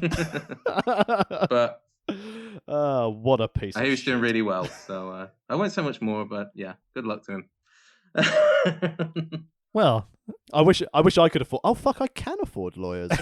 Interesting. So what do you do in that situation? If a guy won't sell for you, what do you do? Do you just punch him in the fucking face? Do you just go 1, 2, 3, roll up, get out of here? Depends who you are, but in my experience, you just try your best to get through it, and just move on. I mean, it depends. It depends where you are on the ladder. It depends what. There's so much that can go into that. Sometimes, I mean, to be fair, sometimes people don't know, or they're not sure, or they're not quite. And I get that. Sometimes people genuinely, and it's again, we're all learning, so it's a learning curve thing. But yeah, in that particular match, that was just a case of someone not wishing to cooperate. And that's all I'm going to say about that. Good luck to him. That individual, I mentioned this to Richard. I mentioned this to Coach Wicked a while back. I had a interaction with him prior to coming to SCPW, and he'd asked me, as I was helping put out chairs and everything, he'd asked me to film his match for him, and I was obviously trying to do more for what the promoter wanted rather than what the talent wanted, and his camera was slightly off angle, and he tried to chew me out backstage and tried to extort me for money because I'd cost him the ability to rewatch his match, and I floored him. You floored him? And put him on his ass. Yeah, I floored him and put him on his ass, and at that stage, when said individual started getting booking on shows I was on, I was thinking, I probably won't turn up to those shows because I think he's probably going to rat me out, and I thought, oh, he's a big name. I'm going to get in a lot of trouble. And I'm really glad I punched him right in the face, and I would do it again with witnesses if I had the opportunity to do so. Because again, unlike some people, I can fucking afford lawyers. Stu Miller. The inside workings of the British wrestling scene. May I just say, I didn't know that story, but after you telling me that, you are now my favourite wrestler of all time. By D. All I will say is, if you're gonna go around suing people, that's pretty rich if your gimmick is completely nicked from John Sullivan. Yeah. Moving on, there's a table up top on the rope, suplex off the table, Benoit wins, but fuck Kevin Sullivan. How to make yourself look good. I thought you were going to say the wrestler's name then. No, I was being a good boy. So post-match, Benoit starts slapping Sullivan around, and there's this whole narrative that hasn't really been explained on these Nitros that we've been watching, because there's been, what's the other show? Thunder. No, sorry, Saturday night. Saturday night has had all this Benoit, Horseman, Sullivan bullshit on it. So we haven't seen any of this. But basically, heel Arn Anderson, out. Third man? Sorry. He's the third man. Heel Arn turns on heel Sullivan and to team up with face Benoit. So heel Arn is beating up heel Sullivan. So the heel Dungeon of Doom can come out for the save right before heel Horseman team of Flair and Arn are going to face up against the face team of the American football lads. Who booked this shit? Yeah, I was completely lost at this point. And also, on an unrelated note, credit to the people who built that table, because that was one sturdy table like that they used in the finish. But no, I like I said, I was like, I thought the Dungeon of Doom were the villains, but here come the Horsemen. I thought they're fighting the two football players who were faces. I was so confused by that, and also the events that will transpire later. Yeah, like you said, it's it's really all over the place at the moment. That's how they're going to get their heat back later. Yeah. Do you know what the real problem is? What? Beyond all this, is the person that booked this shit is wrestling Chris Benoit. Yeah. It's Kevin Sullivan is the cunt that booked this. He's involved in it. All those shots to the head. Yeah. What the... fucking shit. Move on. Move on. Move on. 6 stars in the Baltimore Arena. Yeah, fucking A. Mean Gene, they love a backstage promo. Backstage with the Horsemen. Flair, Arn, Benoit, Heenan, Woman, and Liz. Arn cuts a sweet face promo. Well, you know, fuck Dungeon of Doom. That's his promo, not my words, but still. Flair cuts a promo without saying he shagged everyone's wives. But then Flair chimes in.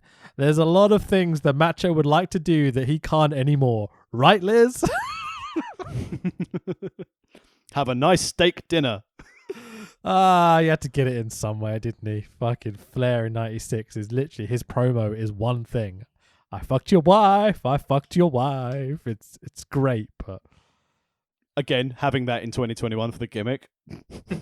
Just so you know, I fucked your wife. You fucked my wife? I am your wife. Which leads us in to our next match. We have Tag Team Champion Sting versus Lord Steven Regal. I fucking loved this match. Yeah. I just declare an interest.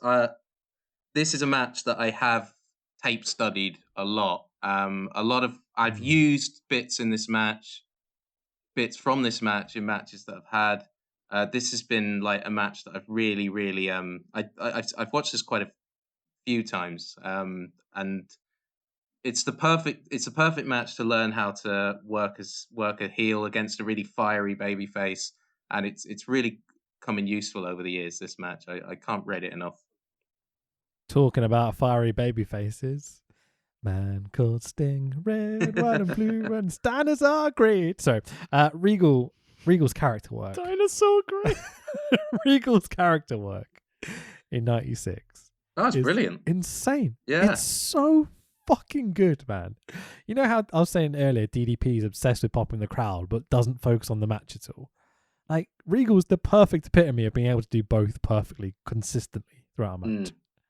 No, it's fantastic. And what I will say is Sting has a very sort of he looks strong, and he looks he does at some points completely no sell him, but he never completely buries Regal. And I think that's a real testament to Sting's skill as a babyface. He makes Regal look credible in the match. He makes Regal look like a worthy opponent, even though Regal is doing the cowardly heel shtick, which I love, by the way. And yeah, this was just it's a really good match. There's some the facial expressions as well in this match are absolutely off the chart for me. They're fantastic. That bit where Regal gets Sting in the corner and Sting just starts no-selling his strikes and firing up. Regal's plethora of facial expressions that he goes through at that point are just fantastic and really worth a watch. I would say to any new wrestler coming in to definitely seek out this match and watch it and study it. It's really good. Do you notice? I have not. Go on, sorry. I was going to say I have absolutely nothing else to add to that other than, like you said, any new wrestler coming to business. Any wrestler who's looking to do study, this is technique storytelling by numbers, and telling a story with purely facial expressions alone. If you just ignore the fantastic technicality, just go on the facials of the heel and face dynamic, it gives something so special in this match. There's a bit where Regal pops to the outside, trying to like wind up the crowd and such, and a fan stands up in about the third row behind where the commentary position would be if it was like, you know, not WCW. And did you notice who stood up that Regal had a standing argument with? No? It was ECW Hat Guy.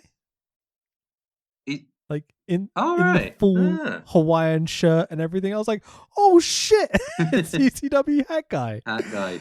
So this match, right? Solid heel versus solid face. Like, holy shit, the pop for Sting as he comes up. It's so good. It's pantomime. There's technical innovation. It's stiff. The crowd are fucking flying the whole way through the match. You get And also, you got Dusty explaining the reason behind the feud with another classic Dusty moment. Lord Steven Regal came into a situation where he backhanded what we call a franchise player. This thing takes on, also, Tony, a grudge match mentality. And that backhand is literally how the match was built. Like Sting accidentally bumped into Regal or something, so Regal backhanded Sting as hard as he fucking could. Regal was in a match like a couple of weeks ago. He won the match. Sting comes out, just backhands Regal and leaves the ring. You're like, oh, it's so simple, but it's so good. They're just like working this, backhanding each other as hard as they fucking can into a feud. And you're like, that's all I need. That's really all I need. Oh, so good. So, and you mentioned earlier as well about Regal, like DDP always trying to pop the crowd, and Regal doesn't focus on it, but can just do it effortlessly as part of his character. Do you catch the point where he had Sting in like the chin lock, and then he mouths to the camera, "Is this America? Well, I pity everyone." Fucking A, man. And part of that, like, kind of like guys like American Dragon, Guerrero, Bret Hart, I guess Okada as well. Regal has this like thing that I don't quite understand how people do. Well, they have like this perfect pacing to a wrestling match. Like, they're never panicked or forced into doing something they shouldn't or don't want to be doing. It's like, it's not about the maneuvers or how much damage they can give or receive. It's kind of like a cliche, but it's like the art. You know what I mean? Yeah, no, definitely. I think you can really it's I guess that just comes with experience. Just all that time wrestling on holiday camps, carnivals, army barracks, and just things like that.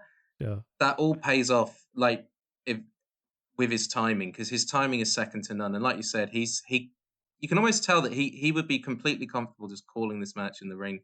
Yeah, sure. It's so good. And again, I think he's fairly young in this match. I think he's still in his 20s. He must still be in his 20s in this match. So it's just a shame that he had the injuries and the drug addiction and stuff kind of post this kind of era, I think it was. Yeah.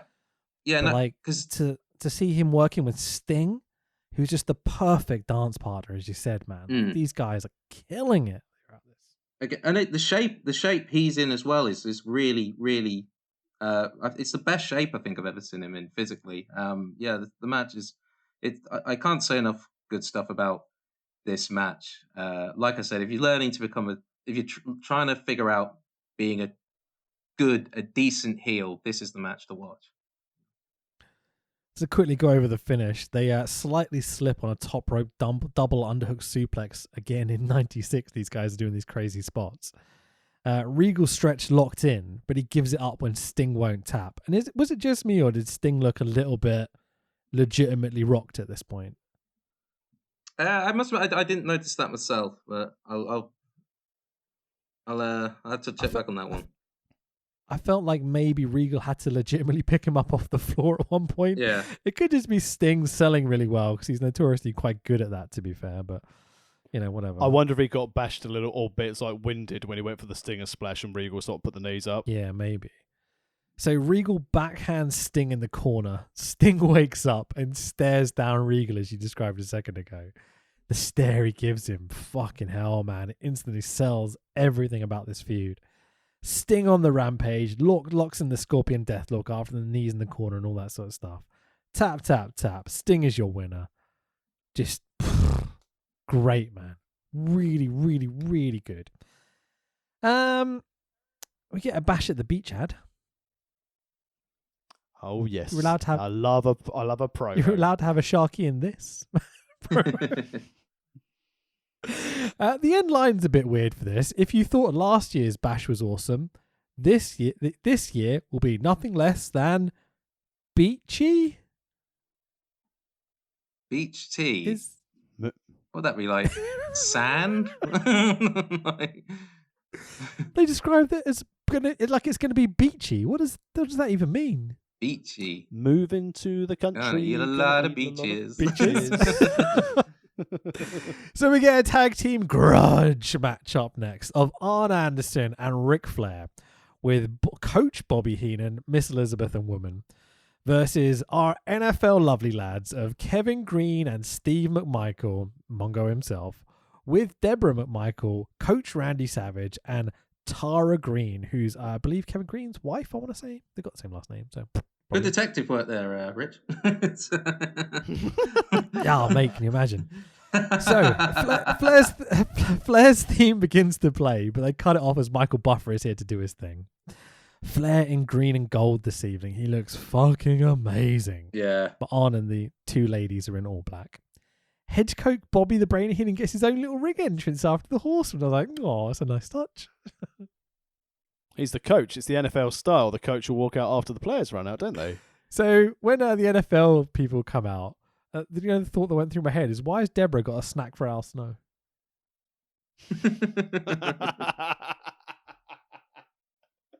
The deep cut.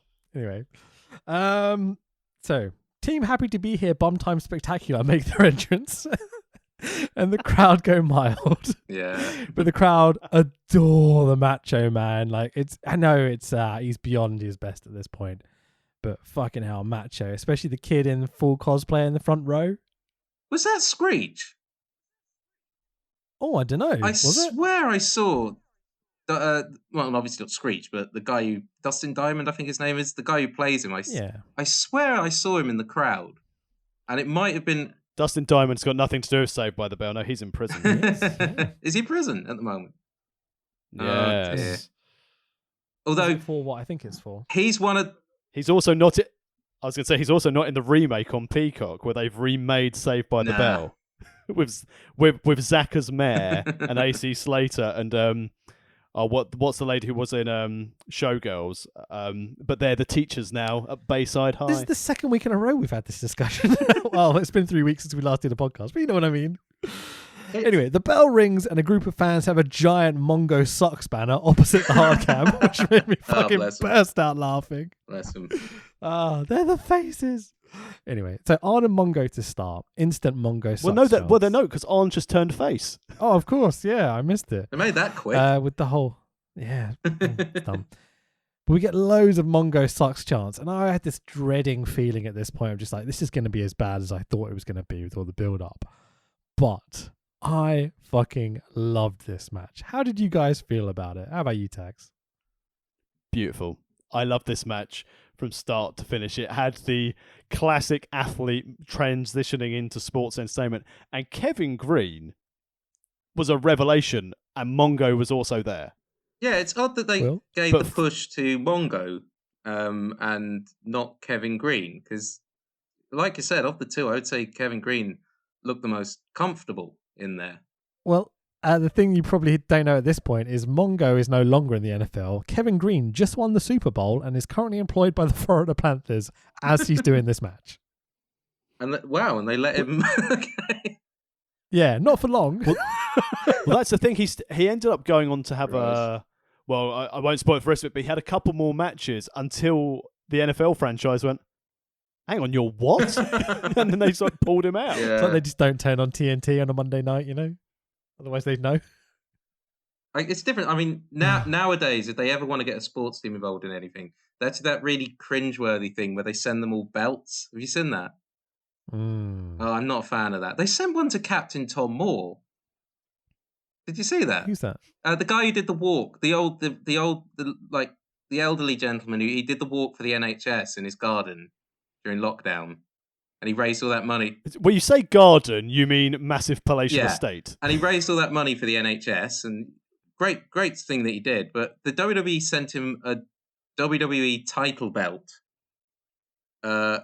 In the hope that he'd wear branding it. That they know that they'll lift that belt up and someone will take a photo or a video and they've got their logo on, Twitter or whatever it may be. So it's shit because I missed the old belts, but it's quite smart marketing, really. Yeah, can't fault it. I think it came from, there was that Super Bowl where that guy he had a belt and he was just waving it around, but it was the old WCW title. Yeah, it was the old WCW title. And oh, fucking hell. Yeah, I think since then it's like, oh no, we've got to get one with the logo on it. And yeah. Have you seen the Chic documentary on Amazon, Netflix, wherever it is? Yeah, really good. Where he wanders into restaurants and stuff with the WCW belt. Yeah, which he never helped. I know. You gotta love the work rate, man. What a ledge. Yeah. Happy he's doing good or whatever. So American football spots. Macho attacks both Arn and Flair. Can he do that, Joey? He's not in the match. Yes. Green knocks Flair and Arn to the outside. Green struts and the crowd go fucking mental for him. It's really fun, man. He's on it. He's really into it, isn't he? I mean, that's the thing with Green. He wants to be good, whereas Mongo wants the paycheck. Well, maybe. I don't know, because there's a point where they both lock in a double figure four. They both lock in a figure four, sorry, on on Arn and Flair. And the crowd are on their fucking feet. They're waving their arms. They're going crazy. They're really working tonight, man. Like, and I know that... Oh, let's just go through it. So Liz and Woman chase off the NFL wags to the back as Flair and Arn take over, as you might expect. Dusty searches for the word implement for about 20 minutes on commentary. He's trying to say they're trying to implement their game plan, but he goes, impact, implant, enter, interact. Just like, nearly, Dusty, you're getting there. But yeah, it does this a few times, obviously. Flair and Arn are doing such a good job of getting these NFL lads over as the match goes on. Playing the chicken shit heels, cheating away, doing everything they can to get heat and get pops. There's even a point where Flair does the flop over the corner to the outside and lets Mongo give him the big boot. So there's like a combination pop sequence. You're like, oh, that's fucking great. Flair into Arn. Flair flops. Mongo makes the tag to Green. House of Fire. Until Arn takes out Green's knee, and obviously the heels go to work on Green's knee. Macho has seen enough, goes after Arn, which brings out Chris Benoit for the save, because obviously, Horseman. Closely followed by Liz, Woman, and a returning Deborah, all together in their luxurious dresses. I love matching dresses. Deborah has a briefcase full of money that she shows the camera, and inside the briefcase is a Horseman shirt for Mongo. What? Which, ironically, if you wanted to buy one of those, is actually the same cost of the value of the money in the briefcase. Probably is nowadays, yeah. Mongo takes the bait, smashes the briefcase over the back of his tag team partner. You mean the Halliburton? Oh, yeah, the Halliburton. Well played. Flair pins Green for the 1, 2, 3. And in the best thing Mongo will ever do in WCW, you get this awesome kind of heel turn of Mongo and to join the Horsemen. I mean, you can see why they want this NFL star to be a part of the Horsemen. It's great publicity, etc., etc. But yeah, why didn't they put it on Kevin Green, the actual NFL star? They've let a fox in the hen house. Do you know what I mean? The turn was brilliant, and the fans were all over it, and like Kevin Green going, Mongo. It's like he was falling off a cliff. It's just great. I expected the worst from this. I've been dreading this for weeks. This is the one match they've been building on Nitro every single hour or so. There's a mention of it, or a video promo, or a package, or a clips highlight, or something going on. And I really did expect the worst. I've got to say, I think both the NFL guys held their ground. And the Horsemen, fucking hell, man. The way they can get like anyone over. They could literally be wrestling brooms. This would be this good. They considering they've got two guys who are very green, no pun intended. I think that the Rick and Arn, sorry, it's like I'm on first name terms with them, planned out a really solid match here, and they played to what they could do rather than what they couldn't do, which I think was the smart way to do it. Absolutely. Dusty does his faith in humanity bit at the end, where Dusty goes, money talks, man. I tell you, we need to take a hardcore look at this country and what really makes it all worthwhile. This is stupid. Like, yes, Dusty. I love that promo. Dusty. That really stuck with me. I thought it was so funny. So we no longer have two of the four horsemen. We do have all four horsemen. It's now Flair, Arn, Benoit, and Mongo. Let's see where this goes. That'd be like having fucking Zack Ryder in the NWO. Yeah, it's really odd. So Bischoff is now up at the entrance ramp and chatting about interruptions on recent Nitros. Out come Hall and Nash. Still unnamed at this point, by the way. Bish says there will be a match at the Bash. Hall and Nash confirm they do not work for the WWF because of the whole lawsuit thing that was going on at this time. Big Mang and the medium-sized Mang and our surprise buddy. And like, where's Mang? Which Meng have you got? Meng. Meng was working for WCW at this time, by the way. Will. Oh, but like Haku. So it's like- Yeah. Exactly. Oh right, yeah. So every time he's like Big Meng, you're like, where? Hey, Meng. Yeah? What? No, not you. Meng, over What there. do you mean, Yeah, Scott? I am over He's here. like, he's backstage. Yeah, Big Meng. Yeah, he's backstage, dickhead. Is Oh, I could do this all night. Scott Hall's accent just one of those things where he was doing that accent for so long that it just sort of became his normal voice? Do you think? Well, that first promo, he comes out, you know who I am, you know what, you don't know why I'm here, what I'm doing here, or whatever. You know, when he comes out on Nitro, he doesn't say Meng once, but then every promo afterwards, he starts dropping them again. Yeah, It's like he lost it and then regained it instantly, and then he loses it in a few weeks, I think. So, yeah, it's an odd one. Hall wants to know who their three guys are. They start getting in Bischoff's face a little bit, and Bischoff will tell them tomorrow night on Nitro. And that's not the answer they want, because what happens? No, because they flew to fucking Baltimore to find out. And what happens, Dax?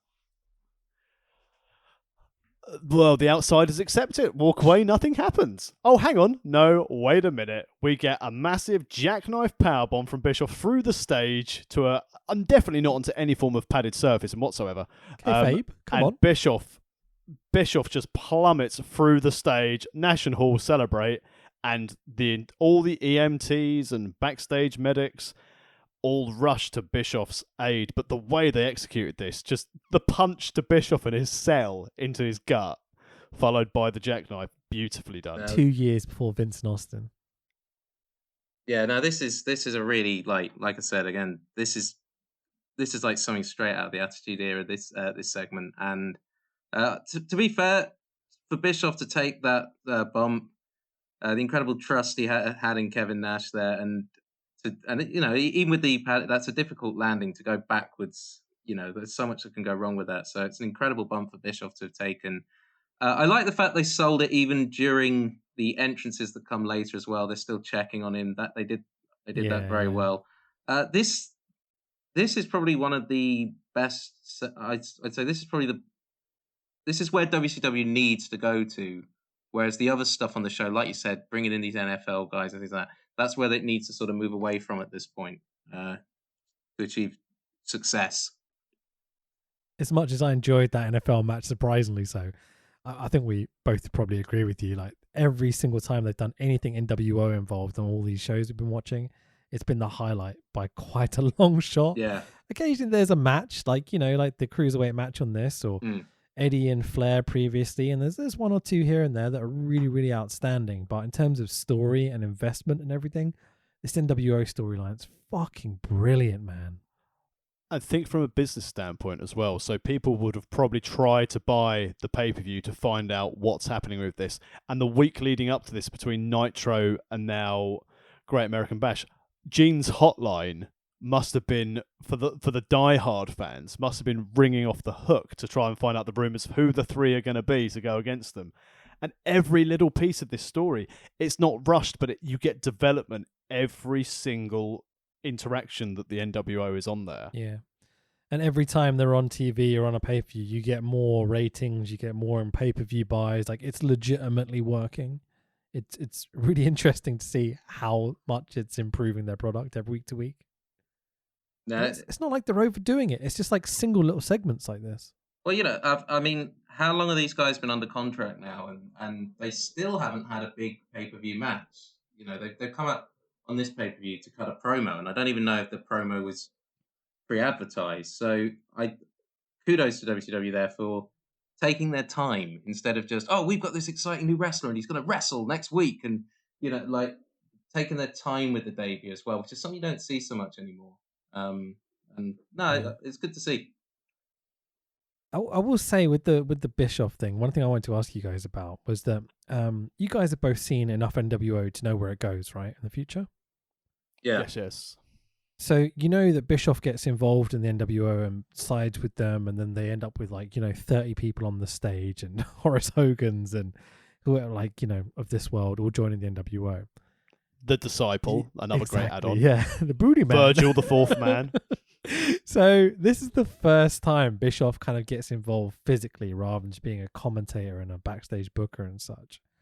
And so it's like the beginning of where they go wrong almost. If you had the choice of not having this moment, but having a Bischoff that didn't get involved, or having this moment and getting what we got, like, is there a preference you would have here? Bischoff needed to be Yeah. involved in this because you've got the main focal point being the owner of the company. And if you're going to have that storyline, which was essentially, blue collar American worker against big corporate boss, I know like that's the whole thing for Steve Austin. I don't think there's anyone realistically who's like blue collar other than potentially how they portrayed Goldberg. They needed to have the authority figure, and what better to have someone who, as people becoming smart, knew that Bischoff was in charge behind the scenes. Yeah, it's. I do think he adds more positives than he takes away, and I also think as well he, as an on-screen character, he's very good as a sort of in that sort of heel authority figure role. He's very good at his job there. And booking wise, as badly as it all went in the end, he is, to the best of my knowledge, the only person who ever managed to do what WCW wanted, which was beat Vince in the ratings for 83 weeks. So Vince Russo definitely didn't fucking do it. So there we go. No. So the other thing is, should this have been the main event segment? Nah. No, always keep the belt. Yeah. You think this match following that is a good idea? This match following anything would have been shit. I mean, it buries this match completely because in our main event of the evening is the WCW World Heavyweight Championship match of the Giant, our current champion with known racist Jimmy Hart, versus 2-belt Lex Luger, dum. But as you say, like they're making their entrances and they're selling the fact that Bischoff's been put through the stage and the EMTs are still working on him. To the point where Lex actually goes over and kind of kneels next to Bischoff, like, "Oh, you okay, dude?" and all that sort of shit. Giant less so because he's the big heel monster, but he still acknowledges the fact that Bischoff's there. And so the story is not their match at all. The story is that the NWO is coming and we've got something happening in 4 weeks at Bash at the Beach or whatever. And there is a match. So Well, if you haven't been they following would on have to Twitter, as we all know, we have differing views on the skills of Lex Luger. I rate him Yeah, I'm tremendously. right and you're wrong, by the way, because he's utterly shit. But yeah, go on. I think he has his moments. I think Roar! late 80s, early 90s Luger Oh! was a solid worker. And Luger's selling got us a copyright hit. well, what great selling, the fact that Oh, come on, Will. What are you Yeah. talking about? You're a good wrestler. I like you. But you're fucking wrong. Come on. He No, in gets fairness, put into the in fairness. turnbuckle. Like, he barely touches it and goes, "Roar!" It goes, "Oh no." Yeah. He literally says, "Oh no." Like, what are you talking about? you play to the back of the arena. You make yourself as big and as loud as possible, and you play to the back of Mate, the arena. there has to be some logic to it, though. Like, if you get a fucking tap on the shoulder, you don't sell it like you've died. Yeah. And then 2 seconds, you're up just running around like, "Oh, I can do clotheslines and shit. Nothing's wrong with me." It's funny you say that because I think one of the first training sessions I ever had, a guy put me in a headlock, and I started screaming and I started yelling and I started going, my brain is being squeezed. I really Like Lex Luger. And Matt just went, "Yeah, you're only in a headlock. Calm down." Yeah. So So you relate to Lex as your problem. I do, yeah. Well, not only that, like, I'm not kidding. There is a match he has with Sting, and the opening minute is just this incredible sequence between him and Sting. No, it isn't. Shut up. No, it isn't. Come and on. Terry Funk, who is on commentary, says when they've hit their final move and Luger's rolled out the ring and Sting is firing up, Terry Funk says that is the most exciting start to a professional wrestling match I have ever seen. So He's a lying piece of shit. That's why. who are we to disagree with a lovely old man like Terry Funk? That's what I want to say. I've got a podcast, motherfucker. I disagree with you. I'm really looking forward to 2021 when all the wrestlers can suddenly completely reset their gimmick and you're going to have like Lex and Amy holding mirrors with Spooty Pyro Yeah. on as you come Oh, out. Will. amazing. Yeah, with my body, that's probably not going to work. The gimmick's solid. It's got to Yeah. go. I mean, right. I'm not a fan of Luger for his in-ring style, but Lex Luger is the wrestler that gave me quite a lot of my young WWF memories. Not only as I rabbit on about incessantly on this podcast, the slam on the USS Intrepid, but also his feud at the WrestleMania at Caesar's Palace, where Luger and Perfect get into it in a backstage brawl after like HBK's been out there, and that's good. And Hennig versus Luger in WWF, going back to watch it, was good because Kurt Hennig dragged a match out of his ass for it. I think if he has the right opponent, he can turn. If he has the right opponent and he's motivated, he can turn out a really. He can turn out a So really if good someone match. else can organize and sell, and if Luger can just stand there and not do anything, it's great. Yeah, sure. So in this match specifically, Lex runs across the ring going, "Raw!" Giant puts his boot up. Lex runs into it and goes, "Oh!" That's the start of the match. Giant is too green to carry the match, even though I quite like his character, I'll be honest. Lex is a giant dum-dum. Lex puts a sleeper on the Giant for an hour. Jimmy Hart goes to hit Lex with the megaphone, but Sting runs that racist piece of shit to the back. Let's go, Sting. Lex does awful selling. They do wrestling. Lex tries to get the Giant up in a torture rack, but falls forward because he's a fucking moron. So the Giant squashes Lex's giant head. Choke slam, 1, 2, 3. Let's get the fuck out of here. What a fucking terrible match that was. Well, you're wrong. That was. I love the ending as well. You know, he goes to that torture rack, and a lot like Icarus, his waxy wings burnt upon the sun as he collapses beneath the weight. His hubris is essentially what does him in, and that is why. Why did he fall forward? Wait. Phil? Why did he fall forward? And also, what did Hugh Morris have to do with this? The Giant is across his shoulders, right? Yeah. Physics, he should go backwards, saving his own head in the process, right? Well, you know, why do everything? But if he goes backwards, it could look too much like a Samoan drop, and therefore an offensive maneuver, throwing the fans off. I get it. I just don't like it because Lex is shit. Like I said, if I'm correct, the plan was to, in the NWO storyline, I could have this wrong, but Luger's the red herring, isn't he? He's the one. Lots of people are really. This is one of the things we've been analysing as we've been watching these shows. Really, the red herring is Sting. Yeah. Sting confronts Scott Hall. Sting is the guy that's always around. Like, he's in the main events where the NWO come in and they kind of interfere, and not interfere necessarily, but they're always cutting their promos and stuff in Sting matches at the end of the shows. Yeah. So, although, do we think that because we know that Bischoff originally thought Sting could have been the third man, so we've subconsciously put it together? Well, there's definitely a suggestion of Lex. I think. Oh yeah, I think exactly. like any good murder mystery, you have a red herring, and then you have like a slightly more subtle second red herring. So that Tenta. So like people think, Shark. well, it's obviously not going to be Sting. He's a red shark. And then they go to Luger. Yeah. Black and white shark and red and black shark. Yeah, the best kind. Shark pack in the house.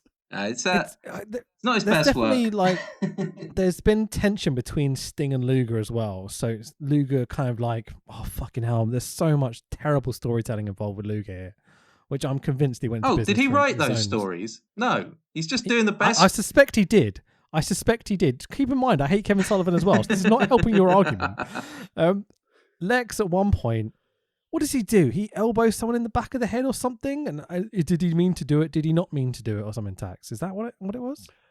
No, this was the thing with Jimmy Hart's megaphone at Slamboree, where him and Jimmy Hart are arguing over the megaphone, and miraculously Jimmy Hart is still actually not, it's a fair power struggle for the megaphone, and then finally Luger overpowers Jimmy Hart and swings it into Sting.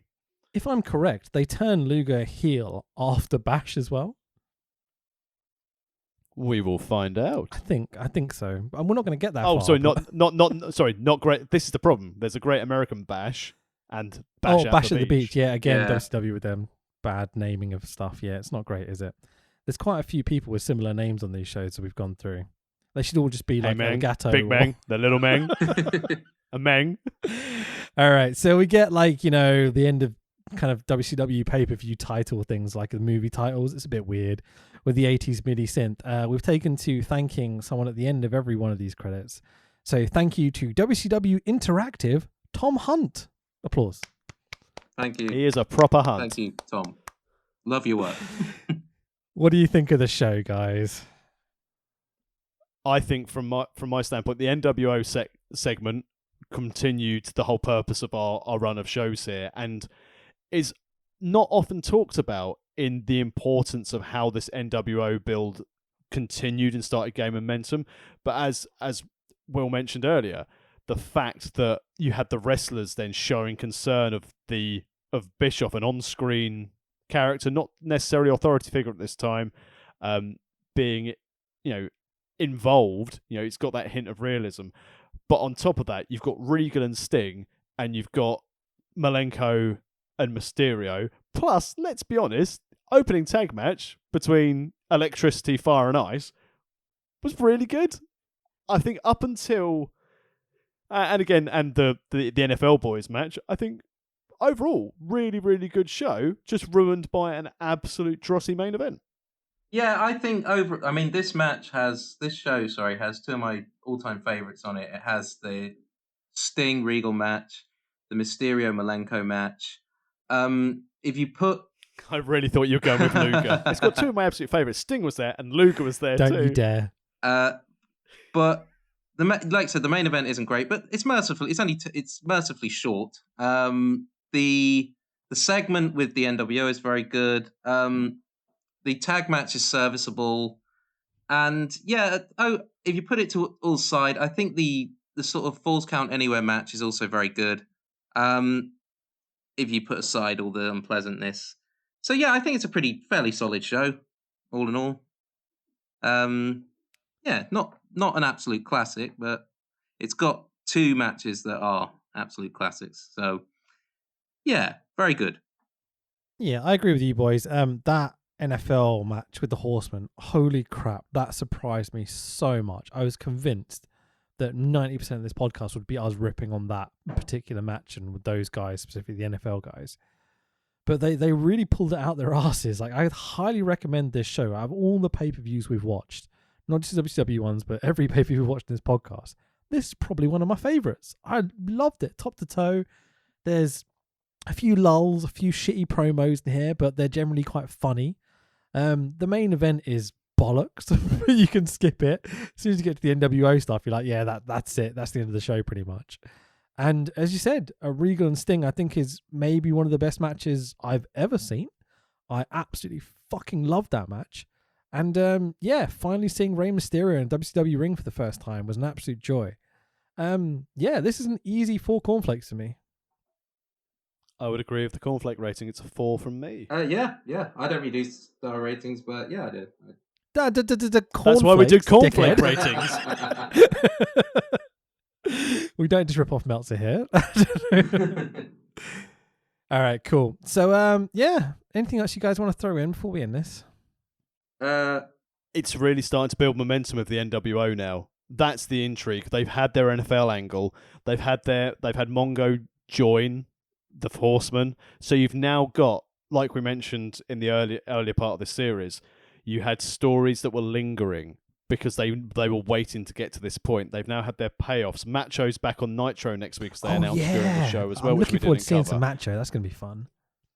But now we're heading in to Bash at the Beach, and we've got a number of new stories developing and evolving. We've still got the same similar thing with Malenko of the Cruiser and Conan with the US belt, that they're just taking on international challengers, but that's going to start broadening the talent pool that we see, so we don't have to have Sharky and Bubba cutting each other's pubes off.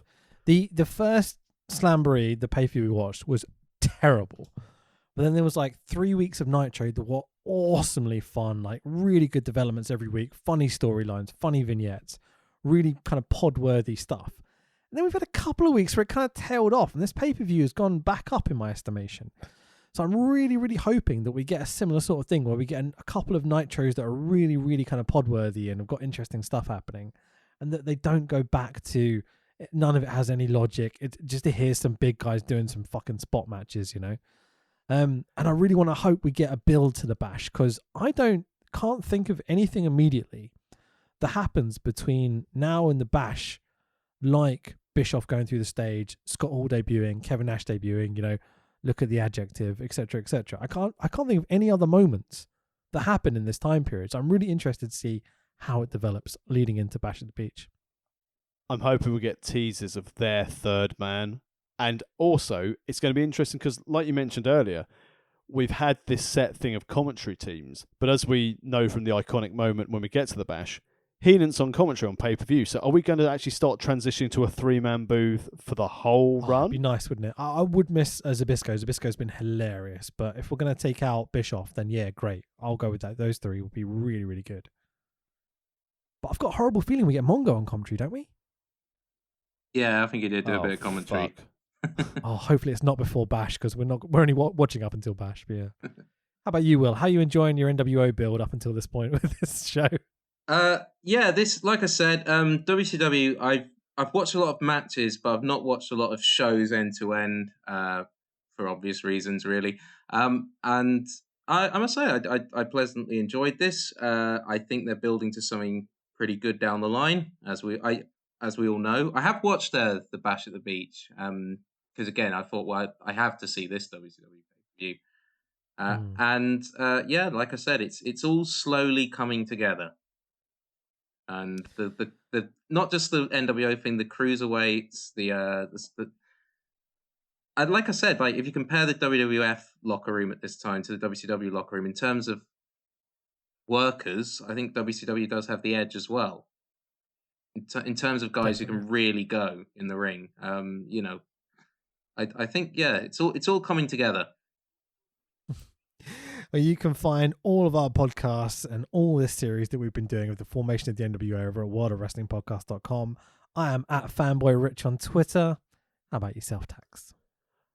I am at the Tex Williams on Twitter, Facebook, and Instagram. And make sure you follow our good friends at Pro Wrestling All Stars in Belgium at PW_All-Stars. As on Powered 4 TV, there's going to be a classic event from Soul Survivor 3 heading to a streaming platform near you soon.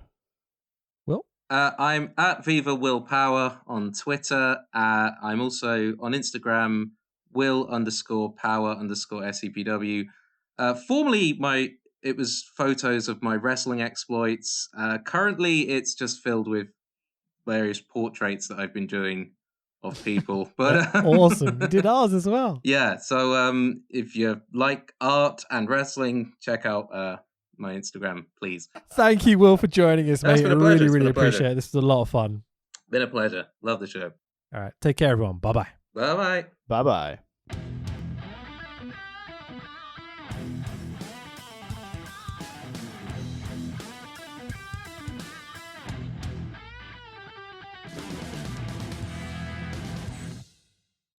The louder you guys are, the better the wrestlers will perform for you tonight. And that's why I kicked your leg out of your leg.